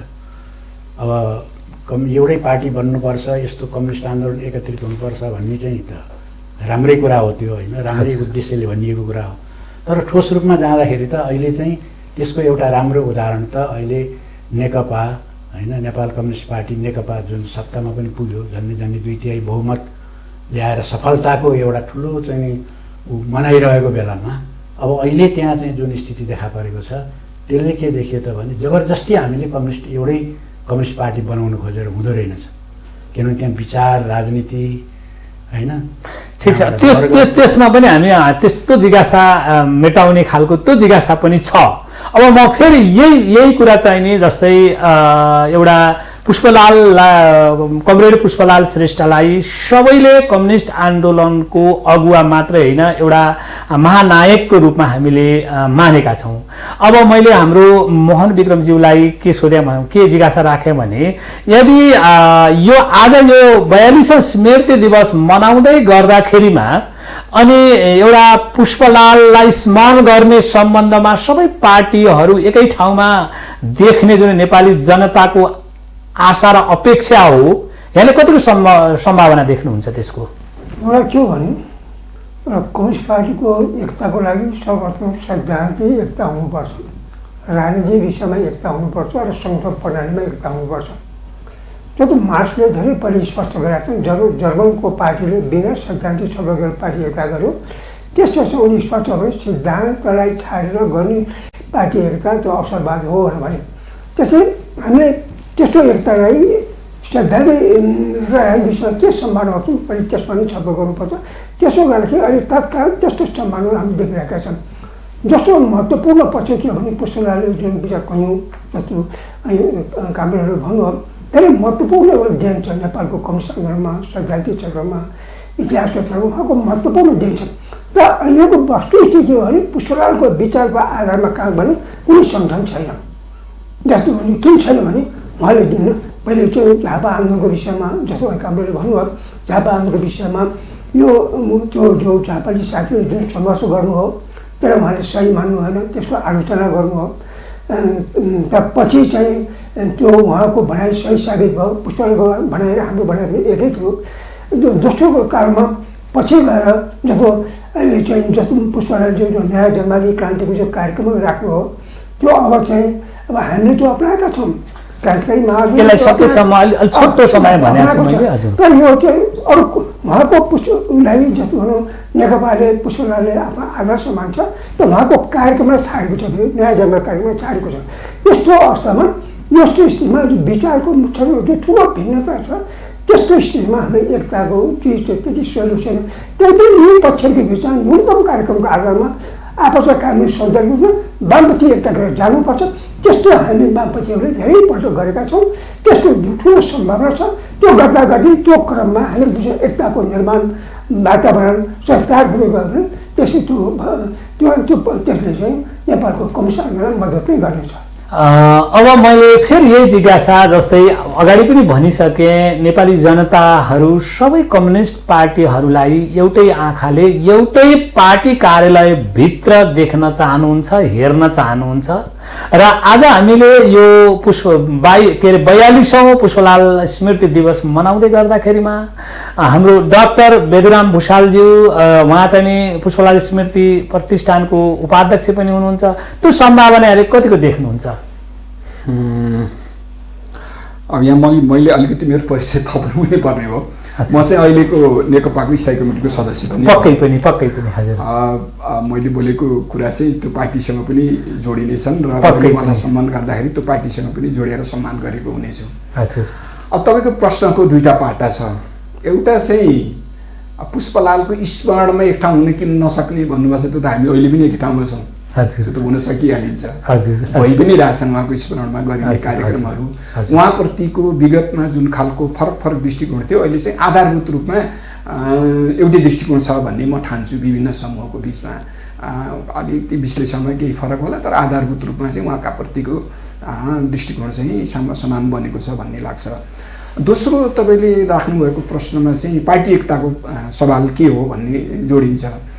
पार्टी एकता निश्चय नै आजको परिस्थिति हिजो पुष्पलाल बाँच्नु हुँदाखेरिको परिस्थिति होइन। हामी त्यहाँबाट धेरै अगाडि बढेका छौँ। त्यसले गर्दाखेरि हिजो उहाँले दिनुभएका विचारका आधारमा आजको एकता खोजेर सम्भव छैन। आजको परिस्थितिको विश्लेषण गरेर आजको परिस्थितिमा हामी कसरी अगाडि बढ्नु पर्दछ भन्ने कुरामा चाहिँ हामीले छलफल बहस गऱ्यौँ भने त्यसका आधारमा निकटता कायम गर्दै अगाडि बढेर केही समय लगाएर चाहिँ हामीले एकता गर्न सक्छौँ भन्ने मलाई लाग्छ। त्यस्तो म चाहिँ एकातै गर्न नसक्ने खालका ठुला भिन्नताहरू हामीसँग छन् भन्ने मलाई चाहिँ लाग्दैन। तर अब हामी कसरी जान्छौँ भन्ने कुरा चाहिँ ठुलो कुरा हो। भनेपछि एकता हुने सम्भावना यहाँ देख्नुहुन्छ? सम्भावना त जहिले पनि हुन्छ नि, सम्भावना नहुने भन्ने त कुरै हुँदैन। तर अब कुरा के छ भन्दाखेरि चाहिँ हाम्रा सिद्धान्त र व्यवहारको बिचमा ठुलो खाडल छ, धेरै ठुलो खाडल छ। यो पुष्पलालमा म चाहिँ अलिक कम देख्छु बरु होइन। अब बाँचेका नेताहरूको बारेमा धेरै चर्चा गर्नु व्यक्तिगत रूपमा चाहिँ उपयुक्त हुँदैन, नगरौँ। व्यक्तिगत रूपमा सामूहिक रूपमा भन्दाखेरि चाहिँ म के देख्छु भन्दाखेरि हामीले सिद्धान्तमा जे कुरा गर्छौँ व्यवहारमा तदनुरूप उत्रिन सकेका छैनौँ। मूल समस्या चाहिँ यहाँ हो भन्ने लाग्छ। र व्यावहारिक रूपले हामीले चाहिँ सहकार्य गर्दै अगाडि गयौँ भने त्यो पार्टी एकता पनि असम्भव भन्ने म देख्दिनँ। अब मैले दोस्रो प्रश्न हाम्रो सिपी गजुरेलज्यूसम्म लिएर आउँदैछु र विशेष गरेर कमरेड पुष्पलाल श्रेष्ठले के भन्ने गर्नुहुन्थ्यो भने कम्युनिस्ट पार्टीमा नेता होइन नीति प्रधान हुन्छ भनेर चाहिँ भन्नुहुन्थ्यो र ती धेरै अभिव्यक्त भएका कुराहरू हुन्। पुष्पलाललाई स्मरण गर्दाखेरिमा यही कुराले पनि धेरै स्मरण गरिन्छ र यहाँको जीवनमा यहाँको पार्टीमा पुष्पलालको यो भनाइप्रति कतिको व्यावहारिक प्रयोग भएको पाउनुहुन्छ एउटा कुरा। अनि नीति प्रधान हुने हो भने त एकता पनि त हुन सक्ने होइन र? अब कमरेड पुष्पलालले जो नेताभन्दा नीति प्रधान भन्नुभयो, त्यो मार्क्सवादसम्मतै हो। त्यो एउटा कम्युनिस्ट आन्दोलनमा नीति नै प्रधान हुन्छ जहिले। हजुर। र त्यसमा हामी पूर्ण सहमतै छौँ। हजुर। र अहिले हाम्रो बिचमा जुन चाहिँ नि अलग अलग पार्टीहरू छौँ हामी, होइन, त्यो भएको पनि नीतिलाई प्रधान बनाएरै हो। मूलत नीतिमा हाम्रो एकता भएको भएदेखि नेता भन्ने विषयले त्यति ठुलो त्यहाँ फरक पर्ने थिएन। हाम्रो बिचमा अहिले नीतिगतै अन्तर धेरै ठुलो पर्यो, धेरै ठुलो ग्याप भयो, होइन, जसले गर्दाखेरि अब हामी कि त के गर्नु पर्यो भने अब म यहाँ अहिले उहाँहरूको विवादको विषयमा नजाउँ, होइन। हजुर। तर के भने नीतिलाई चाहिँ हामीले चाहिँ यो खास धेरै ठुलो महत्त्व होइन। अहिले आवश्यकता चाहिँ हाम्रो ठुलो पार्टी बनाउनु हो। पार्टी ठुलो बनाउने चाहिँ अहिलेको आवश्यकता हो। ठुलो भएपछि नै सबै कुरा चुनाव जित्न, त्यहाँबाट सरकार बनाउन, यताउति गर्न, त्यताबाट चाहिँ सजिलो पर्छ। त्यस हुनाले नीतिको त पछि छलफल गरौँला भनेर भन्न थाल्यो भने त्यो चाहिँ मिल्दैन। हजुर। त्यो हुँदैन। त्यस्तो चाहिँ त्यो गलत भन्नाले त्यो चाहिँ नीति भन्दा नि नेता प्रधान भयो भन्ने यहाँको आशा हो। अगाडि घोडा पछाडि भने जस्तो हुन्छ त्यो, होइन। हजुर। हजुर। त्यसरी हुँदैन त्यो एकता। त्यसकारण अहिले यो कम्युनिस्ट आन्दोलनमा जे भएको छ त्यो चाहिँ के छ भने नीति नै प्रधान भएरै त्यो भएको छ। नीतिगत रूपमा चाहिँ हाम्रो चाहिँ समानता हुन्थ्यो, एउटै नीति हुन्थ्यो भने त्यहाँ चाहिँ दुईटा पार्टी, धेरै पार्टी हुनुपर्ने किन आवश्यकता पर्थ्यो र पर्दैन थियो। त्यसकारण चाहिँ हुन त यहाँ भन्ने पनि गरिन्छ यो नेताहरूको जुङ्गाको लडाइँ के भन्ने गरिन्छ, तर त्यो चाहिँ त्यति महत्त्वपूर्ण होइन होला।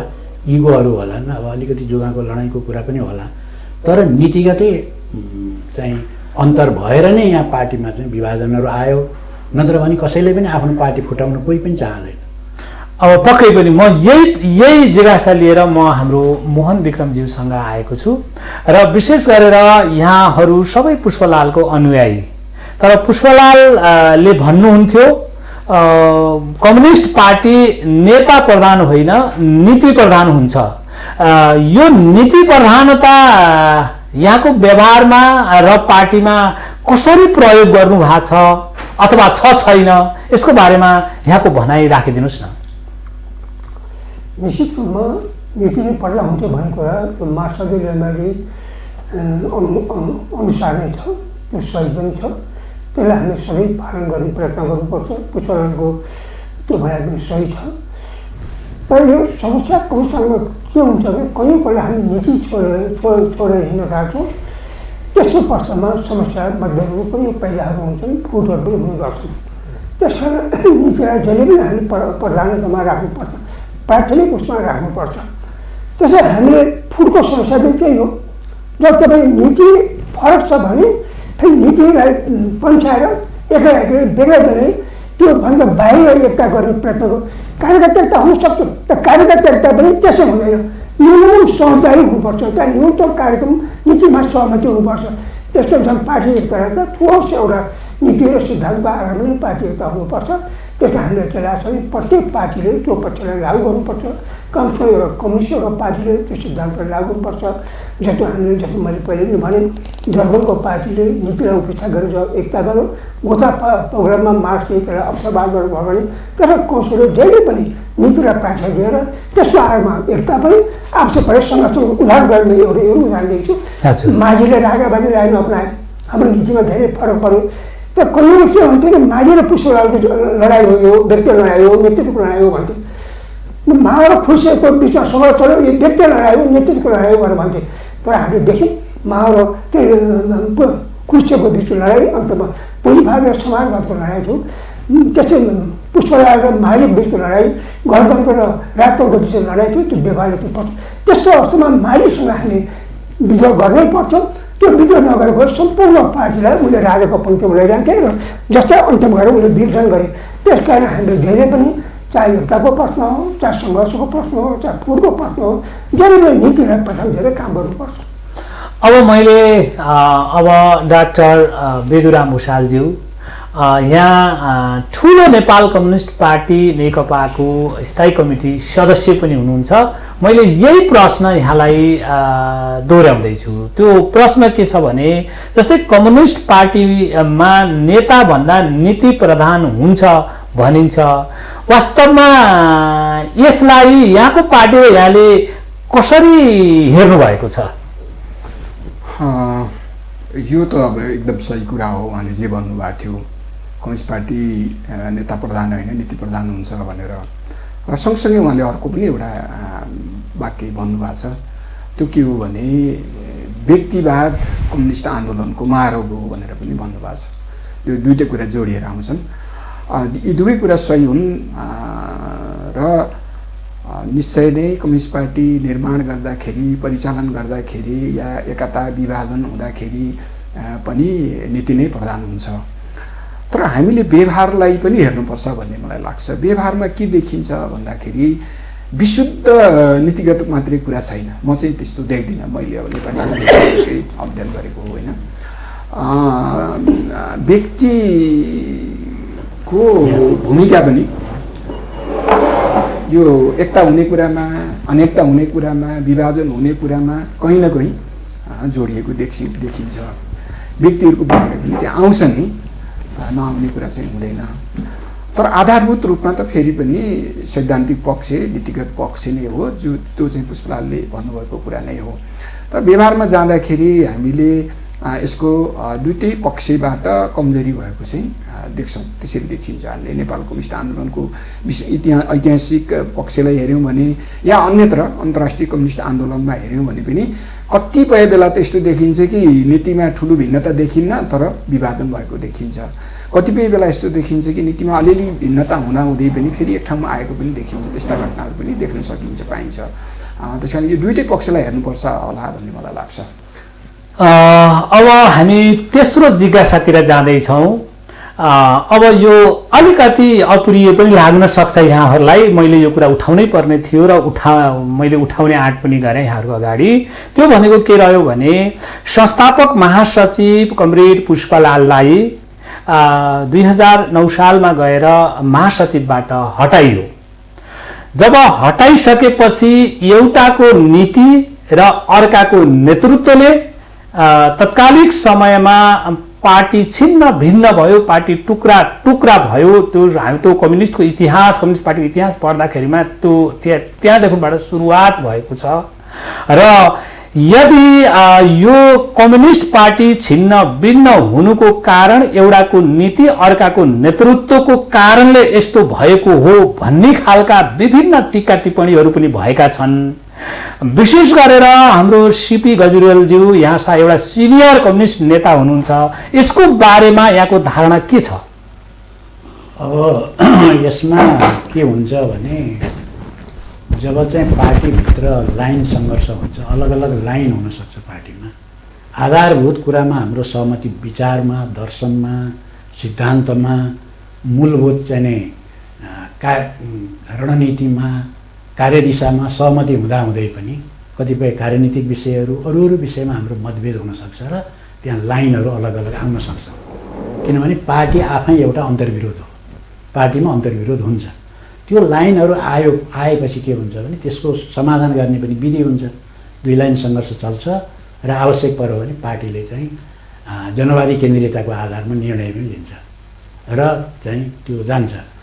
तर अब लाइन चाहिँ एउटाको होइन पास हुने, त्यो चाहिँ नेतृत्वमा नहुने, अर्को चाहिँ नेतृत्वमा आयो भने के हुन्छ भने जसको चाहिँ सोचाइ नै त्यो लाइनप्रति असहमतिको सोचाइ छ, त्यो लाइन बेठिक छ भन्ने लागेको छ, उसले त्यो पार्टीको त्यो लाइनको कसरी नेतृत्व गर्न सक्दैन। त्यो वैज्ञानिकै हुँदैन। त्यसकारण सामान्यतया दुई लाइन सङ्घर्ष हुँदाखेरि पार्टीहरूमा के हुन्छ भने अनि जसको लाइन पारित हुन्छ सामान्यतया उसैलाई चाहिँ त्यसको नेतृत्व चाहिँ दिने चाहिँ गरिन्छ। र अब प्रस्तोता को हुन्छ भन्ने कुरा चाहिँ त्यहाँ प्राविधिक ढङ्गले अर्कै पनि हुन सक्ला। तर चाहिँ त्यो लाइनको विरोधीलाई ल्याएर चाहिँ त्यसको चाहिँ नेतृत्व दियो भनेदेखि त्यो लाइन लागू हुँदैन। त्यसो हुनाले कम्युनिस्ट पार्टीमा त्यो जसको चाहिँ लाइन हुन्छ उसको नेतृत्व चाहिँ कायम गर्ने चाहिँ यो प्राथमिकता चाहिँ त्यसले पाउँछ। अब मैले यही प्रश्न हाम्रो मोहन विक्रमज्यूलाई मैले दिएँ, जिज्ञासा राखेँ यही प्रश्न मार्फत। जबकि संस्थापक महासचिव कमरेड पुष्पलाललाई 2009 सालमा गएर महासचिवबाट हटाइयो भन्ने विभिन्न त्यस्ता चाहिँ हामीले पढेका छौँ। र विशेष गरेर एउटाको नीति अर्काको नेतृत्वको कारण तत्कालिक समयमा कम्युनिस्ट पार्टी छिन्न भिन्न भएको हो भन्ने खालका टिप्पणीहरू पनि आइराखेका छन्। यसलाई यहाँले कसरी लिनुभएको छ? पहिलो कुरा त के हो भने प्रथम यज्ञ पहिलेको कलकत्ता सम्मेलनमा त्यो पुष्पलाललाई नेतृत्वबाट हटाइयो। तर त्यो बेलाको विषयमा मलाई बढी आधिकारिक रूपमा जानकारी छैन, किन म केन्द्रमा पार्टीको केन्द्रमा 2014 सालमा मात्र आएको हो त्यो महाधिवेशनमा। त तपाईँको जो भनाइ एउटाको लाइन अर्को नेतृत्वमा कति ठुलो क्षति पुग्छ भने मैले वित्तीय महाधिवेशनको उदाहरण दिन्छु। त्यहाँ पुष्पलालको गन्तव्यको लाइन पारित भयो। नेतृत्वमा डाक्टर केशवसिंह रायमा आए जसको राजाबाजी सोच थियो। दुईवटा लाइनको विषयमा माझीको तीव्र मतभेद भयो, बहुमत गन्तव्यको लाइन पास गर्यो र माझीको लाइन पराजित भयो, उनी नेतृत्वमा आयो र त्यसले त्यो पार्टीलाई कति धेरै क्षति पुरा हामी सबैलाई थाहा छ। जस्तै माझमा भएको क्षति वास्तवमा एउटाको लाइन अर्को नेतृत्वमा आएपछि एउटा वक्तव्य दिएर एउटा सर्कुलर पनि दिएनन्। हामी पुष्पलाललाई हामीको अठमतमा थियौँ। हामीले लामो समयसम्म सङ्घर्ष गऱ्यौँ, माझीका विरुद्ध हामी सङ्घर्ष गऱ्यौँ र यसरी भएर के हुन्छ एउटाको लाइन अर्कोको नेतृत्व हुनु चाहिँ अत्यन्त गम्भीर प्रकारको कमजोरी हुन्छ। सानातिना विषय मद्दत हुन सक्छन्, बहुमत प्रबल हुन सक्छन्, तर लाइनको प्रश्नमा यस प्रकारको एउटाको लाइन अर्काको मद्दत भयो भने नेतृत्व गम्भीर प्रकारको नुकसान पुग्छ। त्यसको उदाहरण हाम्रो वित्तीय महाधिवेशन नै हो। अब मैले यही प्रश्न लिएर हाम्रो डाक्टर बेदुराम भुषालज्यूसँग माझ आएँ। उहाँले अगाडि भनि पनि सक्नुभयो, उहाँ नेपाल कम्युनिस्ट पार्टी नेकपाको स्थायी समिति सदस्य पनि हुनुहुन्छ। त्यति मात्र होइन, स्कुल विभागको सहसंयोजक पनि हुनुहुन्छ उहाँ।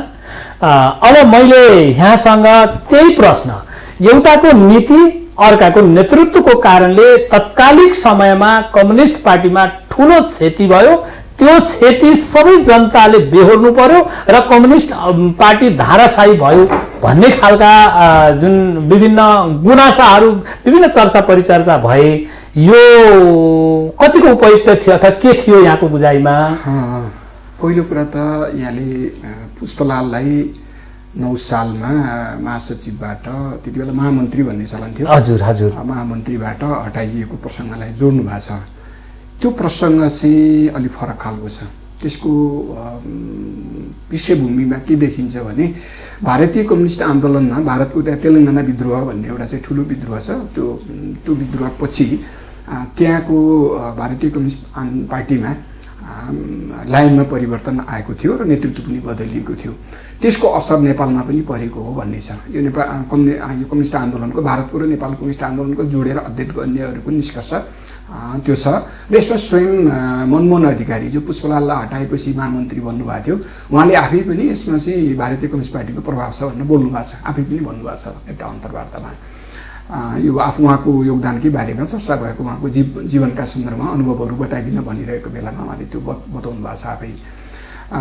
र यो बिचमा चाहिँ मैले मनमोहनको पनि जीवनी लेख्ने सन्दर्भमा म संलग्न छु र पुष्पलालको जीवनी अहिले हामीले पुष्पलाल प्रतिष्ठानबाट लेख्दैछौँ, त्यसमा पनि म संलग्न छु। त्यहाँ अध्ययन गर्दाखेरि पनि त्यो चाहिँ पुष्टि हुन्छ। त्यस कारणले त्यति बेला चाहिँ दुईवटा लाइन थियो भारतमा, एउटा हार्ड लाइनर भन्ने चलन थियो, अर्को चाहिँ सफ्ट लाइनर भन्ने थियो। र नेपालमा पनि पुष्पलाललाई हार्ड लाइनर र मनमोहन अधिकारीलाई सफ्ट लाइनर भन्ने गरिन्छ। त्यो इतिहासमा त्यो सबै पाइन्छ, हामीले खोज्यौँ अध्ययन गऱ्यौँ भने। र त्यो चाहिँ हो भन्ने कुरा कहाँबाट पुष्टि हुन्छ भने 8 सालमा पुष्पलालले प्रस्तुत गर्नुभएको जुन कार्यक्रम छ नयाँ जनवादका निम्ति नेपाली जनताको बाटो भन्ने, त्यसमा चाहिँ स्पष्ट गणतन्त्र भनेर उल्लेख गरिएको छ, गणतन्त्र स्थापना भन्ने छ। 10 सालमा त्यो 9 सालमा जब महामन्त्री परिवर्तन भयो त्यसपछि 10 सालको प्रथम अधिवेशनमा मनमोहन अधिकारीले कार्यक्रम प्रस्तुत गर्नुभयो। त्यो कार्यक्रममा नेपाल कम्युनिस्ट पार्टीको कार्यक्रम भन्ने शीर्षकमा छ। त्यो कार्यक्रममा चाहिँ राष्ट्र प्रमुखलाई विशेष अधिकार नदिने भनिएको छ। त्यो राष्ट्र प्रमुख को हो भन्ने कुराको त्यहाँ परिचय छैन। त्यो राष्ट्रपति हो कि त्यो संवैधानिक राजतन्त्र हो कि विशेष अधिकार नदिने भनेपछि त्यो निरङ्कुश राजतन्त्र त हुन सक्ने भएन। त्यसले त्यो एउटा ठुलो विवाद छ। यो चाहिँ संवैधानिक राजतन्त्रलाई भनेको हो भन्ने छ र पछि चाहिँ पार्टीमाथिको प्रतिबन्ध फुकाउने सन्दर्भमा जुन खालको वक्तव्य पार्टीबाट चाहिँ राजतन्त्रलाई कम्युनिस्ट पार्टी परको विषय ठान्दछ भनेर जुन वक्तव्य दियो त्यससँग पनि जोडेर के भनिन्छ भने मनमोहन अधिकारीमा अलिकति नरम लाइन थियो। त्यो नरम लाइन स्थापित हुने सन्दर्भमा पुष्पलाललाई हटाएर मनमोहन अधिकारीलाई ल्याइएको हो भन्ने देखिन्छ। त्यो लाइन अनुसारै भयो। यसरी हेर्दाखेरि त नीति परिवर्तन भयो, नीति परिवर्तन भएपछि नेतृत्व परिवर्तन भयो भन्ने देखिन्छ। जहाँसम्म यहाँले चाहिँ त्यो नीति अनुसारको नेतृत्व नहुँदाखेरि ठुलो क्षति भएको प्रसङ्ग उठाउनु भएछ। त्यो चाहिँ खास चाहिँ भर्खरै मनविक्रम कमलले पनि भन्नुभएको छ कि त्यो दोस्रो महाधिवेशनकै कुरा हो। दोस्रो महाधिवेशनमा स्वयं दोस्रो महाधिवेशनबाट केन्द्रीय समितिमा छानिनु भएको प्रतिनिधिले उपस्थित भएर भनिरहनु भएको छ। त्यहाँ चाहिँ पुष्पलालले नेतृत्व गर्नुभएको कमरेडहरू समेत सामेल रहेको सहमत रहेको चाहिँ गणतन्त्रात्मक लाइन पारित भयो। तर त्यो लाइनलाई चाहिँ नेतृत्व चाहिँ केशरजङ रायमाझीको बहुमत सहितको नेतृत्व चयन भयो। त्यो नेतृत्वले त्यो महाधिवेशनले पारित गरेको लाइनलाई कार्यान्वयन गरेन। त्यसले गर्दाखेरि त्यहाँबाट चाहिँ क्षति पनि भयो र पार्टी विभाजनको दिशामा पनि अगाडि गयो भन्ने कुरा त स्थापितै छ। अब लगभग हामीले केही कुरामा स्पष्ट भयौँ र अब मैले दोस्रो जिज्ञासा लिएर आउँदैछु, फेरि अर्को जिज्ञासा लिएर आउँदैछु कमरेड सीपी गजुरेलमा समक्ष। यसमा 2006 सालमै कमरेड पुष्पलालले के भन्नुभएको थियो भने के अरे समान अनुपातिक समावेशी निर्वाचन प्रणाली र संविधान सभाको चुनावको कुरा 2006 सालमै उठाउनु भएको थियो उहाँले। लगभग अहिले आएर त्यो कुरा चाहिँ नि एक हिसाबले पूरा भएको अवस्था देखिन्छ। यदि त्यही बेलामा त्यो कुरा मानिदिएको भए, त्यही बेलामा सबै कम्युनिस्ट नेताहरूले त्यसलाई अनुसरण गरिदिएको भएदेखि के हुन्थ्यो, एउटा मलाई यहाँ थोरै जिज्ञासा राख्न मन लाग्यो। अर्को चाहिँ नि अहिले जुन उपलब्धि हासिल भएको छ नेपालमा, यसको मुख्य योगदान अथवा मुख्य यो दृष्टिकोण त पुष्पलालको नै हो भनेर भन्दा के हुन्छ? मैले यो दुईटा जिज्ञासा यहाँसँग राख्न चाहे। अब तपाईँले भन्नुभएको पहिलो विषय चाहिँ मलाई त्यति म स्पष्ट भएन। हजुर हजुर। त्यतिखेरकै डकुमेन्टमा चाहिँ समावेशी र समान अनुपातिक निर्वाचन प्रणाली हजुर भनेको थियो भन्ने कुरामा चाहिँ हजुर म चाहिँ अहिले चाहिँ म फेरि अध्ययन गर्नुपर्ने जस्तो भयो। हजुर हजुर हजुर त्यो विषयमा चाहिँ। अनि अर्को के भन्नुभयो? अर्को चाहिँ नि अहिलेको जुन उपलब्धि हासिल भयो त्यही बेला व्यक्त गरेको कुरा अहिले प्रमाणित भयो भन्ने कुराहरू भनेपछि त मुख्य योगदान त पुष्पलालकै हो यो भन्दा के हुन्छ भन्ने। अब त्यो चाहिँ विषयमा चाहिँ अब अरू कमरेडहरूले भन्नु होला। हजुर हजुर। त्यो चाहिँ त्यही भयो। अब जहाँसम्म पुष्पलाल कमरेडले जे भन्नुभएको थियो 6 सालमा हजुर त्यही आधारमा नै अहिले पनि चल्छ भन्ने कुरा त हुँदै होइन। हजुर हजुर। किनभने यो मार्क्सवाद लेनिनवाद त एउटा विज्ञान न हो। यो चाहिँ परिवर्तन सँगसँगै यसका सबै चिजहरू बदलिन्छन्। आधारभूत रूपमा चाहिँ त्यही हुन्छ। मार्क्सवाद लेनिनवाद माओवाद या हामी विचारधारा भन्छौँ त्यही नै हुन्छ होइन। तर चाहिँ परिस्थिति अनुसार त्यो त परिवर्तन भइरहनु पर्छ नि। परिवर्तनसँगै यसले गति लिँदै जानुपर्छ। पुष्पलालले 6 सालमा चाहिँ अझ 2076 सालमा यस्तो हुन्छ, 77 सालमा यस्तो हुन्छ भनेर 6 सालमा उहाँले लेख्न सक्ने कुरा नि भएन। कसैले पनि लेख्न सक्दैन थियो नि त्यो कुरा त। त्यसकारण पुष्पलालले त्यतिखेर जे भन्नुभयो त्यही नै आधारमा चाहिँ सबै कुरा हुन्थ्यो भनेर हामीले भन्न थाल्यौँ भने त्यो मार्क्सवाद सम्मत पनि हुँदैन। किन त्यो त विकास क्रममा अगाडि बढ्छ नि त। किनभने मार्क्सले भनेको कुराले पुगेन र त लेनिनवाद चाहियो। मार्क्स र लेनिन दुइटैले भनेको चाहिँ नपुगेर न माओवाद अथवा माओ विचारधारा चाहियो। त्यसकारण त्यो त गतिमा हुन्छ, त्यो विकास हुन्छ त्यसको त होइन। त्यो त क्रान्तिमा त्यसलाई प्रयोग गर्दाखेरि त्यसको परिणामहरूले चाहिँ त्यहाँ धेरै चिजहरू उद्घाटित गरिदिन्छ। त्यो क्रममा त्यो विकास हुन्छ क्रान्तिकै दौरानलाई एप्लाई गर्ने सिलसिलामा। त्यसो हुनाले चाहिँ उहाँले जे भनिदिनु भएको थियो त्यही अनुसार अहिले चलिरहेछ। त्यही चलेको त्यसैमा चलिएको भए चाहिँ हुन्थ्यो भन्ने जस्तो त्यस्तो हुँदैन र त्यो चाहिँ विज्ञान सम्मत पनि होइन। त्यो मार्क्सवाद त विकास क्रममा जान्छ र त्यसले निरन्तर चाहिँ विकासको माग गरिरहन्छ परिस्थितिले पनि। त्यो विकास अनुसारको हामीले विचारहरू, योजनाहरू, कार्यक्रमहरू त्यसअनुसार विकास गर्नुपर्ने जरुरत पर्छ। अब मैले यही जिज्ञासा हाम्रो एउटा कम्युनिस्ट इतिहास पुरुष मोहन विक्रम सिंह ज्यूसँग आएँ म। र त्यो के छ भने 2006 सालमा नै कमरेड पुष्पलालले समावेशी समान अनुपातिक निर्वाचनको कुरा उहाँले चाहिँ नि उठाउनु भएको थियो भन्ने खालको चर्चा अहिले चलि पनि राखेको छ भनेपछि लगभग अहिले आएर त्यो कुरा प्राप्त भएको जस्तो देखिन्छ। हामीले त्यसरी बुझेका छौँ। अब यो अहिलेको उपलब्धि विशेष गरेर पुष्पलालकै योगदानको कारणले भएको हो भन्न कतिको उपयुक्त ठान्नुहुन्छ यहाँ? यसमा पहिले त तपाईँले एउटा कुरा उठाउनुहुन्थ्यो 6 सालमा पुष्पलालले संविधान सभाको कुरा पनि उल्लेख गरेको हजुर हजुर हजुर त्यो विषयमा मैले स्पष्ट गर्न चाहन्छु। हजुर वास्तवमा द्वितीय महाजनसम्म संविधान सभाबारे पार्टीमा कुनै मतभेद थिएन।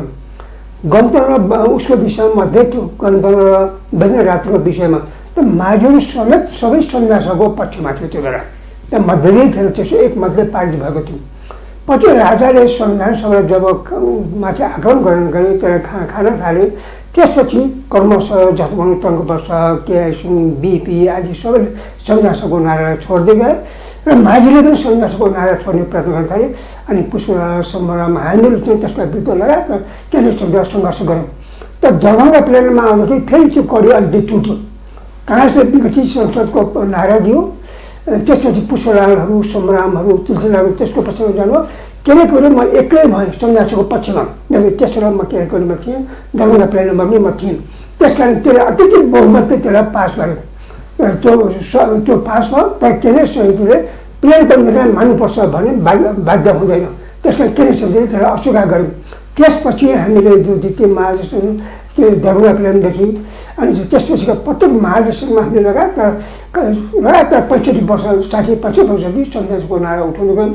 अनि यो 2046 सालको परिवर्तन भयो, त्यससँग लगातार संविधान सभाको प्रश्न उठाउनु गयौँ र अहिले त्यो संविधान सभा चाहिँ पास भयो, त्यसले संविधान बनायो। एउटा ठुलो उपलब्धि हो। लगभग पुष्पलालका जस्तो त्यस बेलाका कानुनी नीतिहरू एउटा प्रश्न जस्तो हाम्रो काव्य गजुरले पनि भन्नुभयो, राजनीतिक प्रश्नहरूमा एकपल्ट छान गरेका सबै एउटा सही हुँदैन। आवश्यकता अनुसार हामीले परिवर्तन गर्दै जान्छौँ। त्यसमा पुष्पलालले भनेका कानुनी नीतिहरू परिवर्तन गर्न सक्छौँ। त्यस बेलाको त्यो कार्यक्रममा मैले फेरि पढ्नुपर्छ, समावेशी समानुपातिक विषयमा उहाँले के लेख्नु थियो मैले त्यो राम्रो याद छैन। तर त्यही पनि त्यो विचार उहाँले प्रयोग गरेको भए त्यसलाई हामीले सही नै भन्छौँ। र त्यस कारण फेरि पुष्पलालको विचार हुन्। फेरि अर्को कुरा त्यसमा जस्तो भने एउटा कुरा के छ भने मार्क्सले कति कुरा भनेको थिए, लेनिनले चाहिँ त्यसलाई विकसित गरे। त्यसको अर्थ त्यो लेनिनको अभावमा, लेनिन भूमिकाको अभावमा समाजवादी क्रान्ति त हुँदैन थियो। मार्क्सले समाजवादी क्रान्तिको कुरा गरे, लेनिनको भूमिका त्यो सबै भयो। त्यसमा के हुन्छ भने पुष्पलालले भनेको कुरा पनि त्यसपछि चाहिँ आन्दोलनमा जो विकास क्रम हुँदै गयो, नयाँ शक्तिहरू जुट्दै गए, उनले सङ्घर्ष गर्यो, त्यसमा चाहिँ त्यसले चाहिँ सफलतालाई फेरि अगाडि बढायो। अब मैले यही प्रश्न डाक्टर भुषालसँग सोध्दैछु र जिज्ञासा राख्दैछु यहाँसँग। जस्तै अहिलेको जुन नेपाल कम्युनिस्ट पार्टीले जुन उपलब्धि हासिल भएको छ नेपाल कम्युनिस्ट पार्टीलाई, विशेष गरेर यो चाहिँ नि पुष्पलालको मार्ग निर्देशनकै आधारमा भएको हो भनेर यदि भनियो भने यहाँले यसलाई सही हो अथवा के हो, कसरी विश्लेषण गर्नुहुन्छ यहाँले? यसमा तपाईँले जुन पुष्पलालले 6 सालमै समावेशी समानुपातिक भन्नुभएको थियो भन्ने कुरा गर्नुभएको छ, हजुर, त्यसलाई चाहिँ अलिकति सच्याउनुपर्छ भन्ने मलाई लाग्छ। 6 सालमा होइन, 8 सालको पहिलो सम्मेलनबाट उहाँले प्रस्तुत गर्नुभएको र सम्मेलनले पारित गर्नुभएको दस्तावेज जुन मैले अहिलेदेखि चर्चा गरिरहेको छु, नयाँ जनमतका निम्ति नेपाली जनताको बाटो भन्ने, त्यसमा चाहिँ उहाँले के भन्नुभएको छ भने पार्टीहरूलाई आनुपातिक प्रतिनिधित्वको व्यवस्था गर्ने भन्ने छ। बाँकी नै त्यही हो मलाई सम्झना छ। पार्टीहरूका निम्ति निर्वाचन हुने, आवधिक निर्वाचन हुने कुरा छ, त्यहाँ चाहिँ अब निर्वाचित सरकार हुने कुरा छ, त्यो संसदले जुन निर्वाचित जनप्रतिनिधि संस्था हुन्छ त्यसले चाहिँ राष्ट्रपतिको चयन गर्ने कुरा छ, तमाम कुराहरू छन् त्यहाँ। त्यसै सन्दर्भमा चाहिँ पार्टीहरूलाई आनुपातिक भन्ने शब्द छ त्यहाँ, समानुपातिक भन्ने पनि छैन, समावेशी भन्ने पनि छैन, आनुपातिक प्रतिनिधित्वको व्यवस्था गर्ने भन्ने छ। पार्टीहरू रहन्छन् र उनीहरूले त्यो अनुपातिक प्रतिनिधित्वको व्यवस्था हुन्छ भन्ने कुरा त्यहाँ चाहिँ उहाँले उल्लेख गर्नुभएको छ। त्यहाँ उहाँले भन्नुभएको त्यति हो। दोस्रो पाटो संविधान सभाको पाटो चाहिँ पार्टीको स्थापना कालदेखि नै रहँदै आएको, एमबी गवर्नरले जे भन्नुभयो त्यही अनुसार नै आएको थियो। तर 17 सालको घटनापछि 17 सालमा राजाले निर्वाचित संसद र सरकारलाई विघटन गरेर जब चाहिँ स्वेच्छाचारी व्यवस्था लागू गरे, त्यसपछि पुष्पलाल त्यो नीतिबाट चाहिँ अलग हुनुभयो। उहाँले अब यो राजासँग लड्नका निम्ति संयुक्त जनआन्दोलनमा जानुपर्दछ। संयुक्त जनआन्दोलनमा जानका निम्ति सबभन्दा चाहिँ त्यो मिल्ने नारा भनेको विघटित संसदको पुनर्स्थापना नै हुन सक्दछ। त्यसो त्यो नारामा गयौँ भने हामी चाहिँ सबै मिलेर यो पञ्चायतका विरुद्ध अथवा राजाले चालेको कदमका विरुद्ध जान सक्छौँ। त्यसमा गइएन भने हाम्रो चाहिँ शक्ति विभाजित हुन्छ, सफल हुन सकिन्न भन्ने उहाँको दृष्टिकोण रहेको देखिन्छ। त्यसपछि त संविधान सभाको नारालाई बोक्नुभएको उहाँले नै हो, मोहन विक्रम कमरेडले नै हो, अगुवाई गर्नुभएको। अरू धेरैले समर्थन विरोध आदि भयो नै, बहसहरू भए। पुष्पलालले पछि चाहिँ त्यसलाई समात्नु भएन। उहाँ चाहिँ त्यही संयुक्त जनआन्दोलनकै नीतिमा निरन्तर रहनुभयो, त्यसरी आउनुभएको हो। त्यसले गर्दाखेरि पुष्पलालले मोहन विक्रम कमरेडले भन्नुभएको कुरा ठिक हो कि कार्यनीतिक सवाल भनेका चाहिँ बदलिन्छन्। हजुर, रणनीतिक सवालमा उहाँले चाहिँ जुन मार्क्सवादको व्याख्या प्रारम्भ गर्नुभयो, पार्टी स्थापना गर्नुभयो, सङ्घर्षको अगुवाई गर्नुभयो, जुन सुरुमा हामीले चाहिँ चर्चा गऱ्यौँ नि उहाँका योगदानका बारेमा, ती चिजहरू उहाँका योगदान हुन्। ती उहाँका योगदानमै नै आधारित भएर आजका उपलब्धिहरू हासिल भएका छन्। यसमा चाहिँ विवाद गर्नुपर्ने ठाउँ म देख्दिनँ। तर कार्यनीतिक सवाल त बदलिन्छन्। उहाँकै जिन्दगीमा उहाँले सुरुको संविधान सभाको कार्यनीति छोडेर संयुक्त जनआन्दोलनको कार्यनीति उहाँले नै अवलम्बन गर्नुभएको छ। त्यसपछि विभिन्न समयमा विभिन्न ढङ्गले कार्यनीतिहरू बदलिएका छन्। त्यस कारणले चाहिँ कार्यनीतिक पक्षबाट हेर्दाखेरि उहाँले भनेकै कुरामा अडिएर मात्रै हुन्थ्यो अथवा त्यही भएको भन्ने कुरा गर्न सकिँदैन। रणनीतिक महत्त्वका, सैद्धान्तिक महत्त्वका सवालमा उहाँले जुन योगदान गर्नुभएको छ ती योगदानमा आधारित आजको उपलब्धि हुन् भन्दाखेरि चाहिँ उपयुक्त हुन्छ। अब पक्कै पनि म फेरि अर्को अलि फरक खालको जिज्ञासा लिएर आउँदैछु। लगभग हामी अन्ततिर पनि जाँदैछौँ। अब यो जिज्ञासा के हो भने, जस्तै आज हामीले सादा जीवन उच्च विचारका धनी कमरेड पुष्पलालको 42औं जन्म स्मृति दिवस हामीले मनाइराखेका छौँ र यो दिवस मनाउँदै गर्दा वर्तमान समयका जुन कम्युनिस्ट नेताहरू, मैले भने यसरी कम्युनिस्ट नेताहरू कस्तो पनि देखिनुहुन्छ भने चिल्ला कारमा गुडेको, अनि सुकिला टाई सुट पाइन्टमा सजिएको, त्यतिले मात्रै नभएर हुस्कीको चुस्कीमा रमाउँदै कुर्सीको लडाईँमा व्यस्त हुनुभएको पनि हामीले महसुस गरिराखेका छौँ। के कम्युनिस्ट सिद्धान्त भनेको यही हो? यहाँको विचार के छ यसमा? अब यो हामी सबैको एउटै विचार हो, कम्युनिस्टहरूको सादा जीवन उच्च विचारै हो। हजुर। र हाम्रो चाहिँ जीवन चाहिँ कस्तो हुनुपर्छ भने त्यो चाहिँ हाम्रो सिद्धान्तद्वारा निर्देशित हुनुपर्छ, होइन? हामी सर्वहारा वर्गको पार्टी भन्छौँ। सर्वहारा वर्गको आचरण के हो त, होइन? त्यो सर्वहारा वर्गलाई मुक्ति दिनको निम्ति चाहिँ कुन प्रकारको हाम्रो शैली उपयुक्त हुन्छ त, होइन? त्यो हाम्रो जीवनशैलीसँग पनि जोडिन्छ नि, किनभने त्यो त भइहाल्छ। हामी यो तपाईँले भनेकै कुरा देख्न सक्छौँ। हजुर। नेताहरू अलिक छोटोमै राख्नु पर्ला। हजुर। नेताहरूको जीवनशैलीलाई कार्यकर्ताहरूले अनुसरण गर्न खोज्छन्। हजुर, होइन? नेता कस्तो छ त्यस्तै हुन खोज्छन् उनीहरू। आदर्श न हो नेता भनेको त। अब नेता नै त्यस्तो भइदिएपछि त अब त्यो आदर्श भन्ने नै रहेन त्यसमा, होइन? त्यस्तो चाहिँ कम्युनिस्ट चाहिँ त्यो आदर्श व्यवस्था हो नि। आज सबैले प्रश्न गर्ने चाहिँ हुन त समाजवाद भनेर भनिएको छ, होइन? सब अरू कम्युनिस्टै नभएकाहरूले पनि प्रश्न गर्न थाले, यस्तै हुन्छ त समाजवाद भन्छन् उनीहरू। समाजवादलाई त राम्रो मानेर छन् नि त मान्छेहरूले, आदर्श व्यवस्था मानेर छन्। त्यो आदर्श अनुकूल त भएन भनेर चाहिँ मान्छेहरूले आलोचना गरिरहेका छन्। त्यस कारण चाहिँ जब तपाईँले नेताहरूको चाहिँ जुन कुराहरू गर्नुभयो त्यो चाहिँ नमिल्दो नै हो। त्यसले चाहिँ कहीँ अब उहाँहरूलाई यहाँ के सुझाव दिन चाहनुहुन्छ? होइन, त्यो त अब हामीले अब मान्ने नमान्ने त उहाँहरूको कुरा हो। हजुर। अब हाम्रो त सामान्य रूपले हामी सबैले मानेकै कुरा के हो भने कम्युनिस्ट आदर्श भनेको चाहिँ सादा जीवन उच्च विचारै हो र हाम्रो चाहिँ यो जीवनशैली पनि हाम्रो सिद्धान्तले निर्देशित गर्नुपर्छ, त्यो अनुसारको हाम्रो जीवनशैली हुनुपर्छ भन्ने मान्यता चाहिँ स्थापित गर्नुपर्छ र त्यो कम्युनिस्ट भन्नेहरूले सबैले मानिदिनुपर्छ भन्ने हो। अब म यही प्रश्न हाम्रो मोहन विक्रमज्यूसँग लिएर आउँदैछु। विशेष गरेर सादा जीवन उच्च विचारका धनी कमरेड पुष्पलालको 42औं स्मृति दिवस हामीले मनाइराखेका छौँ र हामीले यो स्टुडियोबाट पनि त्यही कुराहरू सम्प्रेषण गर्न खोजिराखेका छौँ।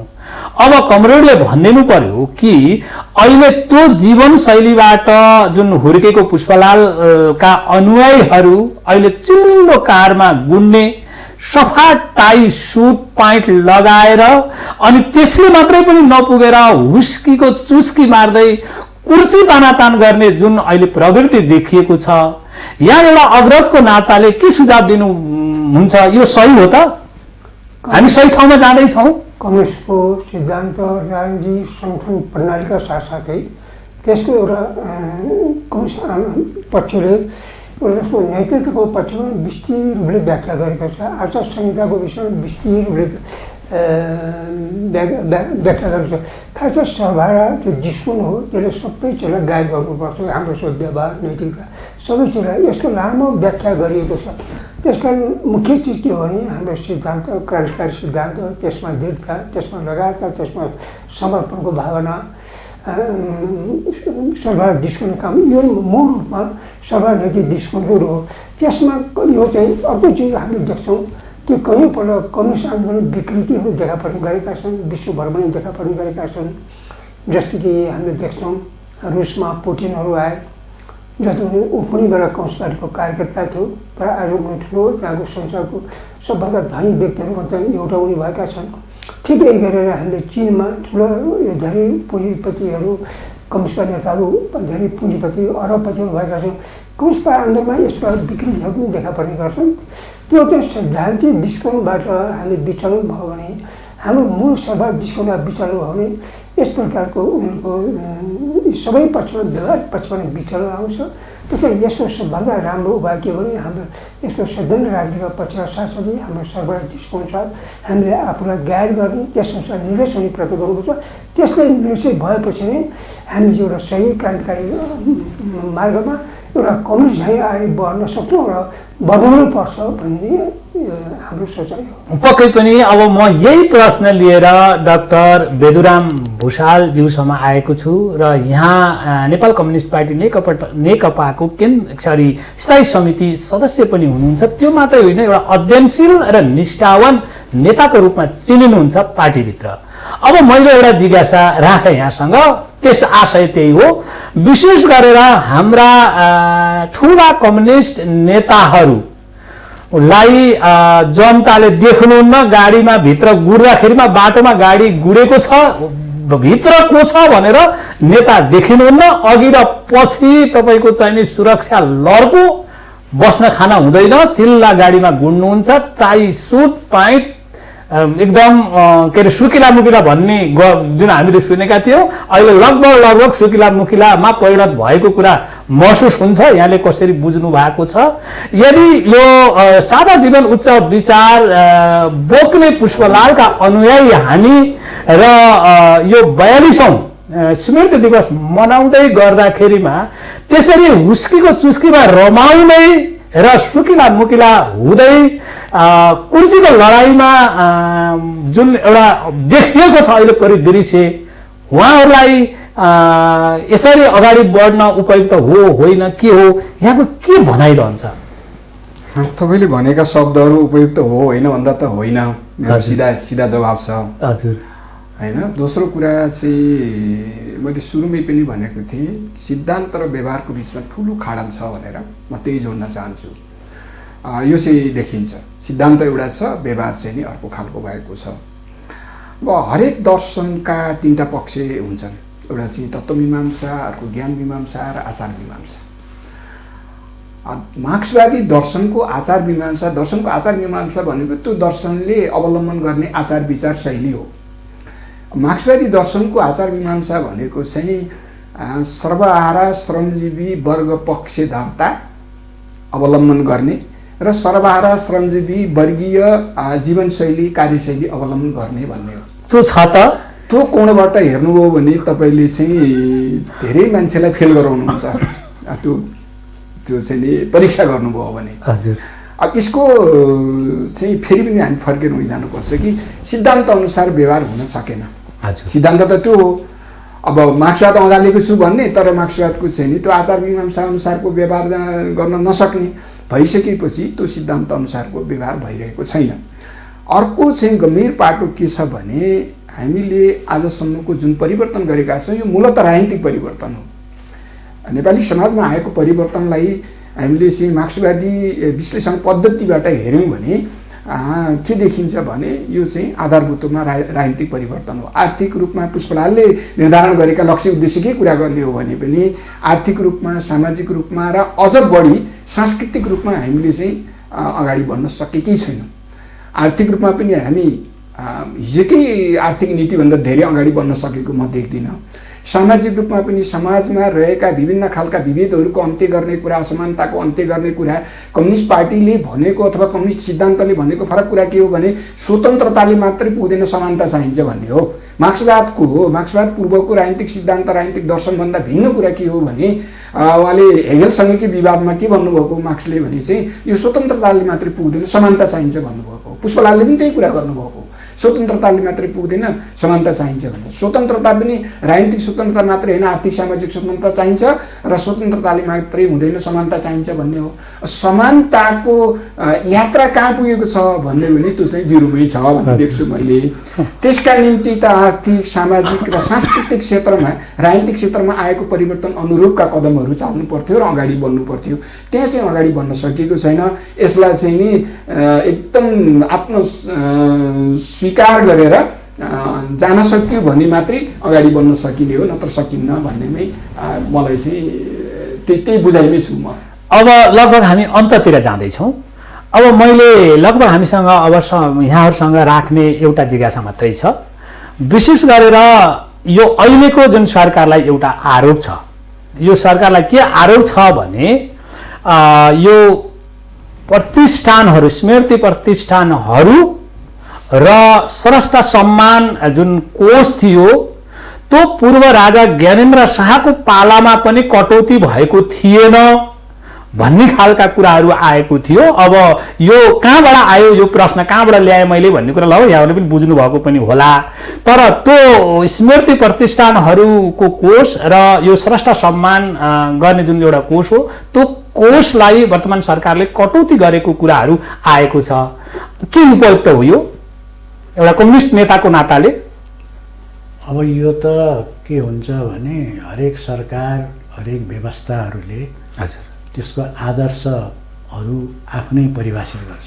हजुर कुन व्यवस्था त्यहाँ चलिरहेछ त्यही व्यवस्थाले आदर्श पनि उसले खडा गर्छ र अनि प्रतिष्ठानहरू त्यही आधारमा बन्ने हुन् हैन। त्यसकारण चाहिँ अब अहिलेको जुन सरकारले जे गरिरहेछ अब त्यो उसको एउटा मान्यता होला हैन। र सामान्यतया के देखिन्छ भने धेरैले यो कुरा भन्छन् कि यहाँ चाहिँ सम्मान गर्ने कुरामा पनि यो एउटा फेरि कम्युनिस्ट पार्टीको सरकार पनि भनिन्छ, यसलाई समाजवाद पनि भनिन्छ। त्यसै हुनाले चाहिँ त्यो कोणबाट हेर्दाखेरि चाहिँ यो चाहिँ यसले त्यो काम गर्न सकेन भन्ने नै आउँछ। अब यही प्रश्न मैले यहाँ एउटा कम्युनिस्ट नेता हुनुहुन्छ, यो स्मृति प्रतिष्ठानको बजेट र स्रष्टा सम्मान गर्ने जुन एउटा बजेट जुन कोष हुन्छ त्यो कोष वर्तमान सरकारले कटौती गरेका कुराहरू उठेको छ। के यो उपयुक्त हो? यहाँलाई के लाग्छ हाम्रो मनविक्रमज्यूलाई? पहिला त जस्तो कमरेड गजुरले पनि भन्नुभयो, हजुर कसैलाई प्रतिष्ठा गर्ने, सम्मान गर्ने कुराहरू सबै सरकारका एउटा आफ्ना नीति, मान्यता र मापदण्डहरू हुन्छन्। त्यस कारण हामीले अहिले चाहिँ राजाले अपनाउने मापदण्डहरू हामीले अपनाउन सक्दैनौँ। त्यसले अहिलेको एउटा चाहिँ सरकारले एउटा नयाँ परिस्थिति अनुसार त्यसको मान्यताहरू अपनाउनुपर्छ। त्यसमा पुरै एउटा संस्थाको कतिवटा चाहिँ एउटा कोष यहाँनिर गरेको छ या करोड गरेको त्यो विषयमा म जान्न चाहन्न। खास गरी अहिले चाहिँ हामी बढी छलफल गरेको तात्कालिक राजनीतिमा हामीले गएका छैनौँ। मूल रूपमा पुष्पलालको मूल्याङ्कन सम्बन्धी विषयहरूमा नै छ। त्यसमा त्यो भएको हुनाले त्यो भने हामीले केन्द्रित भएका छौँ। तात्कालिक राजनीतिक विषयमा या यस्ता बजेटको विषयमा छलफल गर्नु त यो बेग्लै कार्यक्रम राख्नुपर्छ। त्यसमा धेरै एङ्गलबाट धेरै छलफल गर्न सक्छौँ हामीले। पक्कै पनि म अब हाम्रो डाक्टर बेदुराम भुषालज्यूसँग आएँ। यहाँ पुष्पलाल स्मृति प्रतिष्ठानको उपाध्यक्ष पनि हुनुहुन्छ।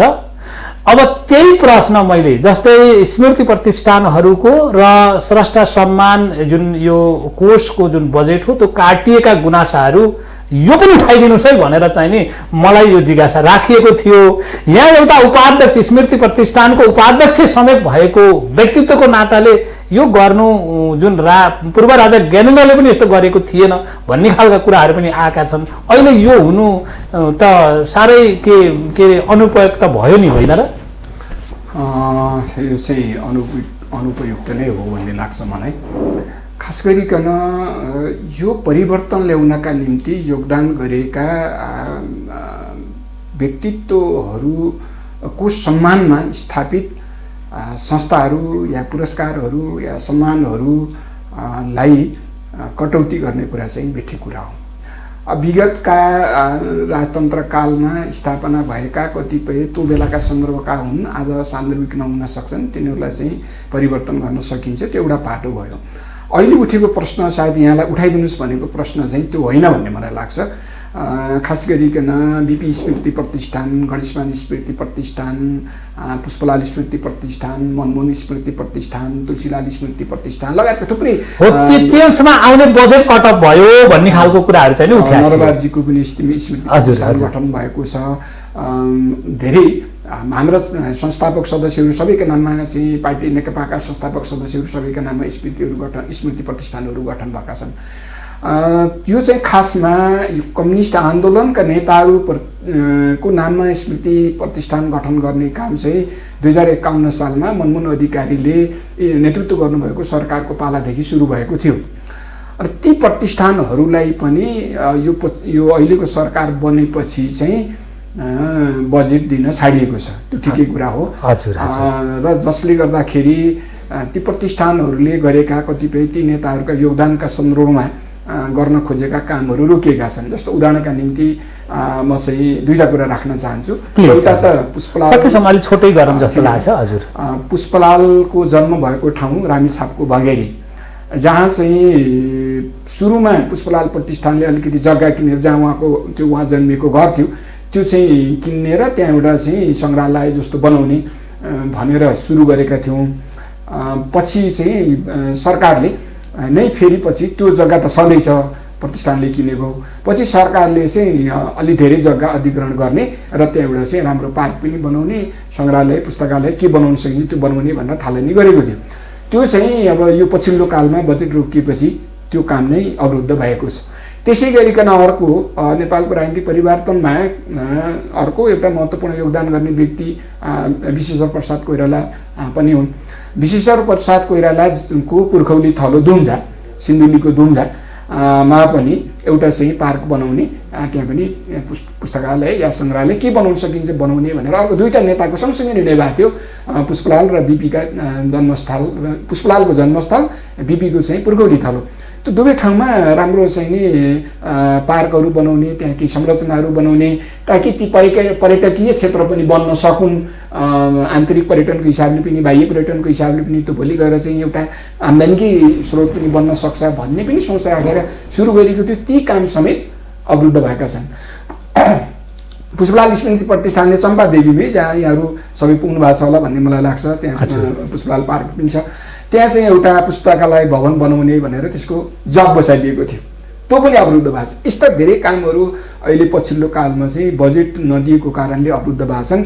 यो भनेको मलाई के लाग्छ भने यो मुलुकको परिवर्तनका निम्ति अगुवाई गर्ने, नेतृत्व गर्ने नेताहरूप्रतिको अपमान समेत हो। यो अनुचित मात्रै होइन कि उहाँहरूप्रतिको अपमान समेत हो भन्ने मलाई लाग्छ।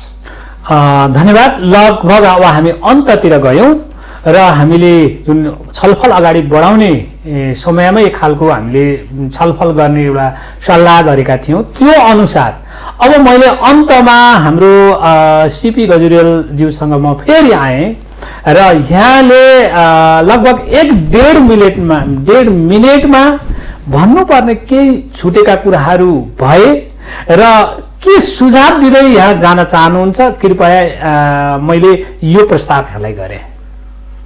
अब 1.5 मिनटमा भन्ने कुरामा चाहिँ के छ भने यो आज चाहिँ कमरेड पुष्पलालको चाहिँ स्मृति दिवस, 42औं स्मृति दिवस ठ्याक्क दिन पारेर यहाँहरूले जो हाम्रो बिचमा एउटा छलफल गराउनु भयो त्यसको निम्ति यहाँलाई धन्यवाद दिन चाहन्छु। र यहाँ यो हाम्रो कार्यक्रम हेरेर बस्नुभएका श्रोताहरूलाई पनि अब यो खास गरेर कम्युनिस्ट आन्दोलनप्रति र नेपालकै एउटा क्रान्तिकारी आन्दोलनप्रति जिज्ञासु पाठकहरूले चाहिँ यी हाम्रा विषयवस्तुलाई अब अध्ययन गरिदिनु हुन र उहाँहरूले चाहिँ आफ्नो जुन जिज्ञासा हो त्यो अब हामीबाट पुरा भयो कि भएन त्यो पनि थाहा भएन।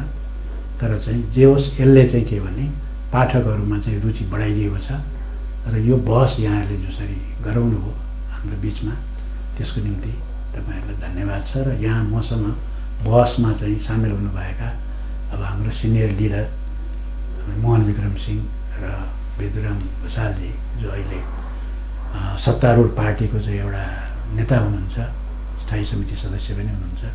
हाम्रो छलफल चाहिँ हामीले सौहार्दपूर्ण रूपमा तर अलिकति स्पष्ट रूपले नै गऱ्यौँ भन्ने लाग्छ। त्यसकारण म उहाँ कमरेडहरूलाई पनि धन्यवाद दिन चाहन्छु। यति नै रह्यो। यहाँलाई धेरै धेरै धन्यवाद। अब मैले हाम्रो एउटा कम्युनिस्ट आन्दोलनको लौह पुरुष अहिले मैले यो भन्न रुचाएँ यहाँलाई। अब लगभग 1-1.5 मिनटमा यहाँको केही भन्न छुटेका कुराहरू राख्दै के सुझाव दिएर यहाँ जान चाहनुहुन्छ कृपया राखिदिनुहोस् न। यो समयमा मैले खासै एउटा पक्षतिर केही प्रकाश हाल्न चाहन्छु। कामरेड पुष्पलाल र हाम्रो बिचमा एउटा लामो एकता भयो, हामीले साथसाथै एकता गऱ्यौँ। साथसाथै उहाँ र हाम्रो बिचमा कडा सङ्घर्ष पनि भयो। खास गरेर द्वितीय महायुद्धदेखि मक्यानिकमा आएदेखि गणतन्त्रको पक्षमा राजतन्त्रको विरुद्ध र संविधानको पक्षमा हामीले लामो सङ्घर्ष गऱ्यौँ। तर त्यसका साथसाथै हामीले दरभङ्गा प्रेरणमा गएर हाम्रो त्यो एकता टुट्यो। उहाँले संविधानको नारा छोड्नुभयो र हामीले संविधानको नारामा लगातार जोड दियौँ। तर त्यसपछि पनि फेरि राजाबाजीहरूको विरुद्ध पार्टीमा घुसेका राजाबाजीको विरुद्ध हामीले सङ्घर्ष गरेर फेरि हाम्रो एकता भयो। र हामीले फेरि त्यसको लागि हामीले त्यस्तो महाधिवेशन गरेर राजाबाजीलाई निष्कासन गर्ने काममा हामी लाग्यौँ। र यसरी त्यसपछि फेरि कतिपय प्रश्नहरूमा हामीले फेरि पछि हामीले फेरि उहाँसँग पार्टीबाट जेलबाट छुटेपछि हामीले त्यस्तो महाधिवेशन टुटेका सबै पक्षहरूलाई मिलाएर फेरि एउटै पार्टी बनाउनुतिर हामीले लाग्यौँ। त्यसो गर्दाखेरि नेपालको कमजोर हामी धेरै शक्तिशाली हुन्थ्यो। हामीले धेरै कोसिस गर्यौँ त्यसको लागि। सोमरामले हाम्रो तर्फबाट सोमरामले उहाँलाई भेट्न जानुभयो, मनमोहन अधिकारी भेट्न जानुभयो, त पुष्पलालले मान्नु भएन र उहाँको थियो कि उहाँकै नेतृत्वमा सबै सामेल हुनुपर्छ। तर त्यस्तो मासु सबै फुटेका सबै पक्षहरू त्यसै उहाँको नेतृत्व जान सम्भव थिएन। तर उनीहरूलाई सबै एकजुट गरेर हामी जान सम्भव थियो। त्यसले गर्दाखेरि हामी पुष्पलालसँग हाम्रो विरोध गर्न गयो र त्यसैले खास गरी नेपाली गणको प्रश्नमा पनि हामीसँग तीव्र मतभेदहरू भयो। हामीले नेपाली गणको दुश्मन शक्ति भनेका थियौँ र उहाँहरू मित्र शक्ति भन्यो। यो प्रश्नमा हाम्रो बिचमा विवाद भयो। कमसेकम हाम्रो सत्य के थियो मनमा सकेको त्यो प्रश्नमा विवाद थियो। मनमन पनि त्यो मन तयार हुनुहुन्थ्यो। हाम्रो भने के थियो कि त्यो महासङ्घ गरेर यो चौथो महासङ्घ त्यसलाई टोलाउन सक्छौँ। त पछि घटनाक्रमको यसै विकास भयो कि चौथो महासङ्घ पहिले नै उहाँ चाहिँ फेरि हामीबाट हामी अलग हुनु पऱ्यो। त्यसकारण पछि पुष्पलालजीसँग पनि हामीहरू त्यस्तो एकता हुन सकेन। त्यसको लागि हामीलाई दुःख छ। यदि पुष्पलालजीसँग समेत हाम्रो पार्टी एकता भएर जान सक्यो भने नेपालको कम्युनिस्ट आन्दोलन धेरै मद्दत थियो। खास गरेर अहिले अन्तिम समयमा मैले के भन्न सक्छु, अन्तमा फेरि आजको त्यो कार्यक्रमको आयोजना गर्ने हाम्रो आयोजकलाई अनि कामरेड सिबी गजुरलाई, कामरेड बेदुराम भुषाललाई समेत मैले धन्यवाद दिन्छु। र यसको लागि अन्तमा म सबैलाई धन्यवाद दिँदै म फेरि यो कार्यक्रमबाट बिदा हुन्छु। यहाँलाई धेरै धेरै धन्यवाद। अब मैले यही जिज्ञासा यहाँ पुष्पलाल स्मृति प्रतिष्ठानको उपाध्यक्ष पनि हुनुहुन्छ। आज पुष्पलालको 42औं स्मृति दिवसको उपलक्ष्यमा हामीले यो परिसंवाद सञ्चालन गऱ्यौँ। यो परिसंवाद सञ्चालनको अवधिमा यहाँका केही कुराहरू छुटे कि एउटा अर्को चाहिँ के सुझाव दिँदै जान चाहनुहुन्छ? पहिलो कुरा त यहाँले यो कमरेड पुष्पलालको 42औं स्मृति दिवस पारेर जुन यो परिसंवादको आयोजना गर्नुभयो यो संस्थाले र व्यक्तिगत रूपमा यहाँले त्यसका निम्ति म चाहिँ पुष्पलाल स्मृति प्रतिष्ठानको तर्फबाट म सम्बद्ध नेपाल कम्युनिस्ट पार्टी नेकपाको तर्फबाट र मेरो आफ्नै तर्फबाट पनि धन्यवाद दिन चाहन्छु। र यो कार्यक्रममा सहभागी दुवैजना कमरेडहरूलाई पनि म हार्दिक धन्यवाद ज्ञापन गर्न चाहन्छु। सुझावको रूपमा भन्दा पनि म एउटा अनुरोध के गर्न चाहन्छु भने कमरेड पुष्पलालले जस्तै नेपालको राजनीतिक परिवर्तनमा योगदान गर्ने धेरै नेताहरू हुनुहुन्छ। ती सबैका योगदानहरूको उच्च मूल्याङ्कन गर्नुपर्ने हुन्छ होला। व्यक्ति हुन्, कतिपय कमी कमजोरीहरू भयो होला, तर योगदानको पाटो ठुलो हो भन्ने मलाई लाग्छ। ती योगदानहरूको गहनताका साथ अध्ययन गर्ने र सम्मानपूर्वक व्यवहार गर्ने कुरा गर्न सकियो भने नै राम्रो हुन्छ। यस्ता कार्यक्रममा यहाँहरूले अन्य हिसाबले पनि अन्य नेताहरूकै सन्दर्भमा पनि राखिदिनु हो भने राम्रो होला। पुष्पलालकै बारेमा चाहिँ कुरा गर्दाखेरि उहाँका योगदानहरूको जुन बहुआयामिक क्षेत्र छ ती सबैको अध्ययन हुन बाँकी छ अझै पनि। आउने दिनमा त्यो अध्ययनलाई पनि अगाडि बढाएर सार्वजनिक गर्न सकियो भने त्यसबाट लाभ प्राप्त हुन्छ होला मुलुकलाई पनि जनतालाई पनि भन्ने मलाई लाग्छ। र यो पक्षमा रुचि राख्नुहुने सबैलाई पनि म के अनुरोध गर्न चाहन्छु भने हामीले चाहिँ अध्ययन गर्ने बानी अहिले कमजोर भएको छ, त्यसलाई अगाडि बढाउँ र पुष्पलाल र उहाँ जस्तै अरूका योगदानहरूलाई पनि अध्ययन गरेर प्रकाशन पार्ने र ती योगदानबाट सिक्ने। मुख्य कुरा चाहिँ हामीले प्रशंसा गर्छौँ तर त्यो प्रशंसित व्यक्तिको व्यवहारबाट कम सिक्छौँ, त्यस्तो चाहिँ देखिन्छ। सिक्ने प्रयत्न पनि गरौँ भन्ने अनुरोध गर्न चाहन्छु। धन्यवाद। यहाँहरू तीनैजना दिग्गज व्यक्तित्वहरूलाई यो सञ्चालक हिराबहादुर थापाको तर्फबाट र सिङ्गो टिम र मिथिला नेपाल टेलिभिजनको तर्फबाट आइदिनु भएकोमा हार्दिक धन्यवाद टक्र्याउँदै फेरि पनि भन्छु जतिखेर यो मुलुकमा केही न केही छलफल बहसको आवश्यकता महसुस हुन्छ त्यति बेला हामी यहाँहरूलाई पक्कै पनि सम्झिनेछौँ। र यो पनि म आग्रह के गर्छु भने यहाँहरूले पनि हामीलाई सम्झिँदै नबिर्सिदिनु होला र हाम्रो भावनालाई जुन जनतामा पुर्याउने जुन हाम्रो भावना हो त्यसको यहाँहरूले कदर गरिदिनु हुनेछ भन्ने आग्रह र अनुरोधका साथ आइदिनु भयो। सबैलाई धेरै धेरै धन्यवाद र पुनः यस्तै अपेक्षा गर्दछु मैले। र आदरणीय दर्शक महानुभावहरू, आज 42औं पुष्पलाल स्मृति जुन हामीले कार्यक्रम यहाँ गरिराखेका छौँ, उक्त कार्यक्रमको जुन परिसंवाद लगभग हामीले 1-1.5 घण्टा लामो संवाद हामीले गर्यौं। त्यसमा पनि कम्युनिस्ट जुन सिद्धान्तका धरोहर त्रिनेत्रबाट विभिन्न खालका विचार हामीले यहाँहरूमाझ पस्केका छौँ। यहाँहरूलाई उहाँहरूको भनाइ कस्तो लाग्यो र मैले त विशेष गरेर पुष्पलालको मार्गबाटै सबै एकै ठाउँमा जुट्न सकिन्थ्यो कि सक्ता के होला भन्ने खालको आशय व्यक्त जुन चाहना थियो, आइडिया हुन्थ्यो भन्ने चाहना थियो। पक्कै पनि आफ्नो आफ्नो ठाउँबाट उहाँहरूले प्रयत्न गर्नुभयो। केही न केही एक आपसमा एक खालको चाहिने सम्मानित हुने, कदर गर्ने जुन भावना यहाँहरूले पनि महसुस गर्नुभयो, हामीले पनि महसुस गर्यौं। पक्कै पनि अभिव्यक्त गर्ने महानुभावहरूलाई, दिग्गजहरूलाई पनि त्यो केही न केही भावना भित्र अन्तर्मनमा लागेकै होला। यहाँहरूलाई कस्तो लाग्यो यो भावना र यो भावनालाई आम समाजमा पुर्याइदिनको लागि हाम्रो युट्युबलाई सब्स्क्राइब गरिदिनु होला। MTV Nepal 4K www.mtv Nepal 4K हाम्रो युट्युब ठेगाना हो। त्यो ठेगानालाई सब्स्क्राइब गर्दै कमेन्ट लेखिदिनु भयो भने यस्तो दिग्गजको भावना सारा समाजमा पुग्छ। उहाँहरूले भनेको कति उपयुक्त कति अनुपयुक्त पक्कै पनि त्यहाँबाट फिडब्याक आउनेछ। त्यसको लागि यहाँहरूले कष्ट गरिदिनु होला र यहाँहरूलाई धन्यवाद। अब म भन्छु मिथिला नेपाल टेलिभिजन सबैको लागि, सधैँको लागि, मिथिला र नेपाललाई भावनात्मक रूपले जोड्नको लागि मिथिला नेपाल टेलिभिजन यो हाम्रो मुख्य उद्देश्य हो। आदरणीय दर्शक महानुभावहरू, यस्तै कार्यक्रम लिएर म यहाँहरूसँग पुनः भेट हुने बाचा गर्दै अहिलेलाई बिदा हुन्छु। यहाँहरूमा सुखी रहनुहोस्, शान्त रहनुहोस्, खुसी रहनुहोस्, स्वस्थ रहनुहोस्। हामी हाम्रा श्रोता र दर्शक महानुभावहरूलाई सदैव यो आग्रह गरि पनि रहेका छौँ। हस्त नमस्ते। आजलाई बिदा हुन्छु, फेरि भेटौँला।